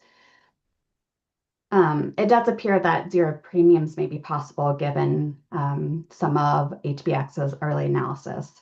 The low-income adults that would lose Medicaid but not eligible to participate in a BHP would face higher costs, and those costs would be significantly higher under the expiration of enhanced premium tax credits.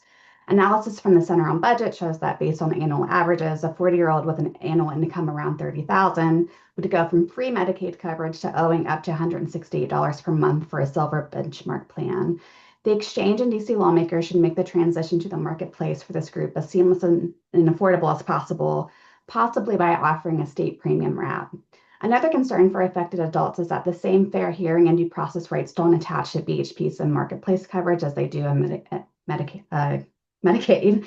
To improve consumer protection, the exchange could include in their contracts with carriers that they have the authority to review access to care issues such as denials of claims and in participation with carriers that inappropriately deny access to care.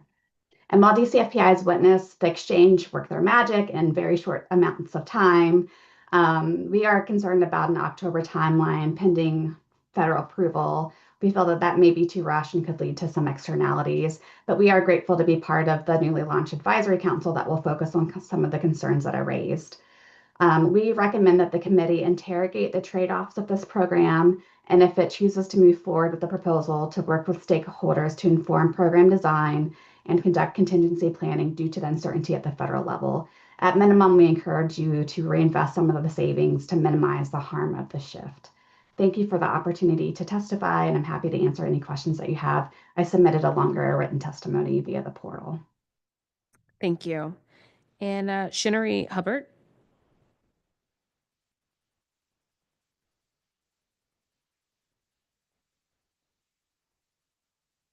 Good afternoon. Good afternoon. Thank you. Thank you. Good afternoon, Chairwoman Henderson and members of the committee. My name is Chimiere Hubbard, President and CEO of the DC Chamber of Commerce. I appreciate the opportunity to testify today on behalf of the member companies of the Chamber and the array of individuals they employ.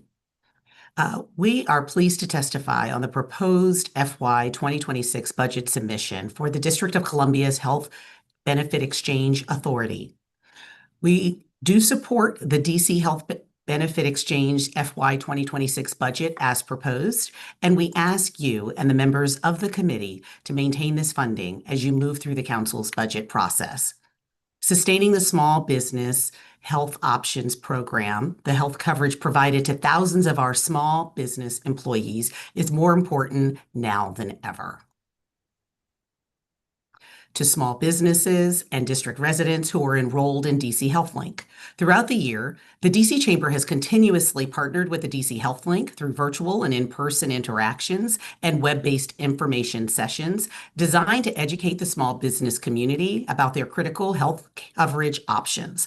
These initiatives serve to promote our joint small businesses health coverage enrollment campaign during open season, including direct outreach to DC Chamber members to inform them of the benefits offered by DC HealthLink. Within the past year, we've sent to our small business partners more than 900 marketing and promotional emails and social media messages, made over 330 phone calls, made nearly 400 in-person connections, and referred more than 75 businesses for healthcare coverage. For greater exposure, DC Chamber newsletters and virtual convening announcements feature the DC HealthLink banner as a tagline, directing businesses directly to the DC HealthLink website. We're also proud to note that 2 of our 3 carriers, CareFirst Blue Cross Blue Shield and Kaiser Permanente, are members of the DC Chamber. Each of them works with us to inform small businesses of both the changing commercial health insurance landscape and accompanying market trends. And every month, the DC Chamber hosts a new member orientation, providing an opportunity for DC HealthLink representatives to address more than 50 new Chamber members during the last fiscal year alone. The DC Chamber also hosted a series of employer advocacy program webinars in which the DC HealthLink educated dozens of attendees on the benefits of providing healthcare coverage to employees. We also hosted the DC HealthLink at our Business After Business networking event. The DC Chamber's ongoing small business partnership with DC HealthLink includes outreach and enrollment campaigns designed to inform small business owners about the array of high-value plans and enhanced employee benefits from which to choose. The DC HealthLink is also conducting targeted small business outreach aimed at bridging the gap that small business employees face as they transition from employer-sponsored health coverage to coverage in the private sector or public sector due to changes in employment status. DC HealthLink assisters are working with small businesses to support DC resident employees who are losing or have lost their DC HealthLink small group health coverage to help them enroll in a DC HealthLink individual policy. We at the DC Chamber are committed to continuing our partnership with DC HealthLink and to provide a robust choice of high-value services to our businesses and their employees, including small business health insurance through DC HealthLink. We encourage the committee to continue to support the work of the DC Health Benefit Exchange Authority and its efforts to address the healthcare needs of our residents and employers in the District of Columbia. As the committee reviews the budget priorities of agencies under its purview, we would like to underscore the importance of working to ensure affordable coverage options, as well as a range of plan choices for our local businesses to choose from. For small employers, stability and affordability are paramount considerations. So we ask that you and the members of the committee work to ensure the exchange has the funding required to support its outreach, education, and enrollment initiatives for individual residents and the district's job creators.